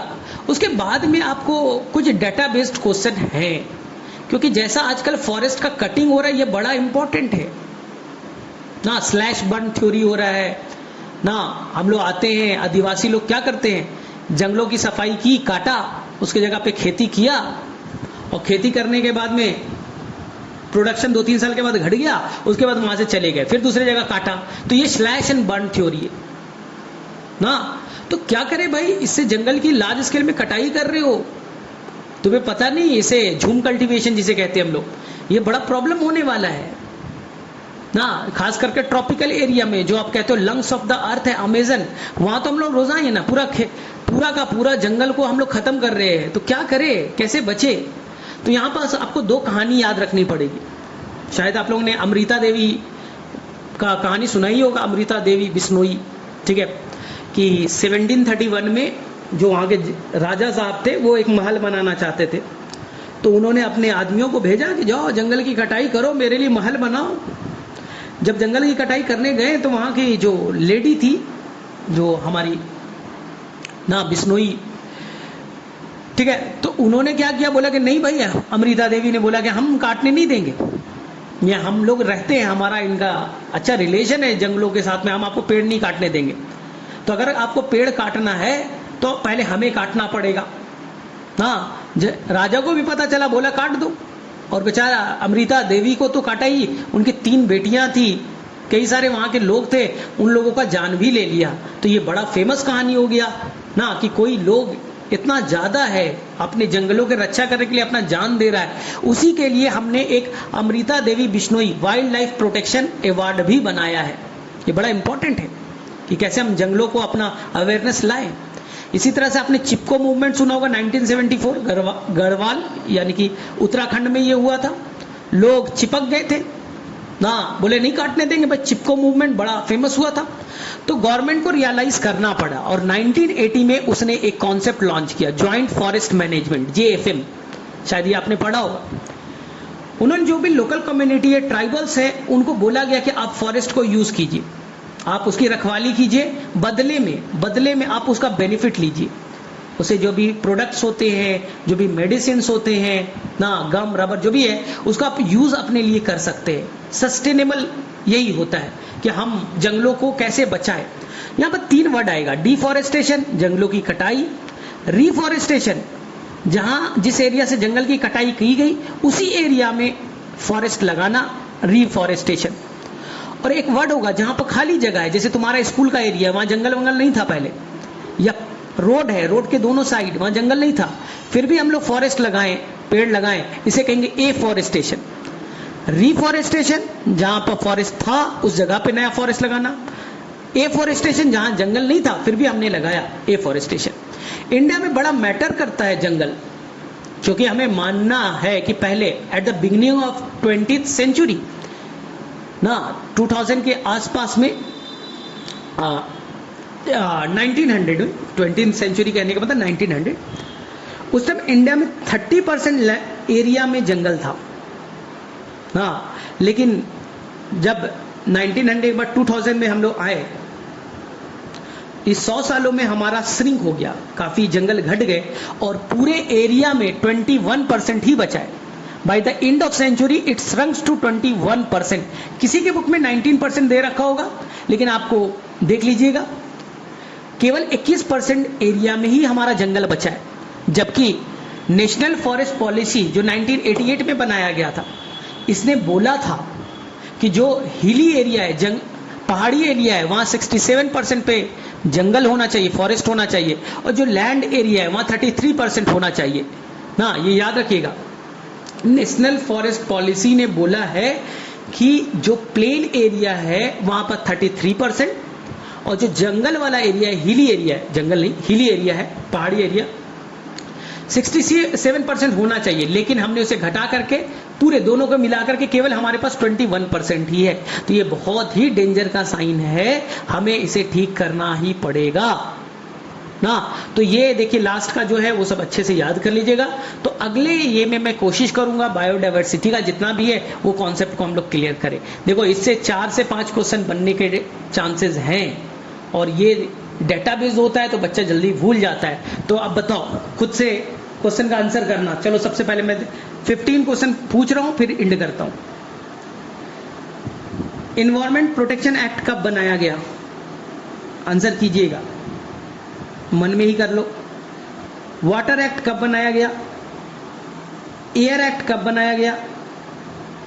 कब हमने अमेंडमेंट करके साउंड को भी एज ए एयर पॉल्यूटेंट माना? ईएसपी किस लिए यूज होता है? स्क्रबर किस लिए यूज किया गया? कैटालिटिक कन्वर्टर में कौन सा पेट्रोल नहीं यूज करना चाहिए? कैटालिटिक कन्वर्टर में 3 जो हेवी मेटल्स थे उनका नाम बताइए। इंडिया अभी कौन से भारत स्टेज में है? भारत स्टेज 6 कब से लागू हुआ? ग्रीन मफलिंग क्या है? ठीक है। सेकेंड, बायोमैग्निफिकेशन के 2 एग्जाम्पल। ठीक है, ये बताइए अगर सीवेज ज्यादा है, ऑर्गेनिक वेस्ट मटेरियल ज्यादा है तो बीओडी और डीओ पे क्या असर पड़ेगा? बीओडी, सीवेज बढ़ाएंगे तो बीओडी पे बढ़ेगा घटेगा, डीओ बढ़ेगा या घटेगा? ठीक है। पानी के अंदर में कब वो टॉक्सिक है, हमारे लिए बहुत ही हैजार्डस है, जब उसके अंदर में कितने मिलीग्राम पर CMQ हेवी मेटल का अमाउंट हो। ठीक है। इसके बाद में ठीक है, तो इसी तरह से आप याद कीजिए नेशनल फॉरेस्ट जो प्लान आया, या इसके अलावा मैंने आपको बताया क्योटो प्रोटोकॉल कब बना, मॉन्ट्रियल प्रोटोकॉल कब बना। ठीक है, इसमें कोई गड़बड़ नहीं कीजिएगा। पाई चार्ट जो दे रखा है जीएचजी गैस का, उसको 100% याद रख लीजिएगा, वो बड़ा इंपॉर्टेंट है। ओजोन लेयर को किस यूनिट में मेजर करते हैं, ओजोन लेयर किस एटमॉस्फेयर के किस लेयर में पाया जाएगा, स्नो ब्लाइंडनेस में क्या होता है। ठीक है, तो ये चीजें को आप अच्छे से देख लीजिएगा। तो ये मेरे में से ये चैप्टर आपको अच्छे से क्लियर हो जाना चाहिए। Thank you, bye bye. थोड़ा सा टाइम ज़्यादा हो गया, लेकिन मेरे साथ मजबूरी थी।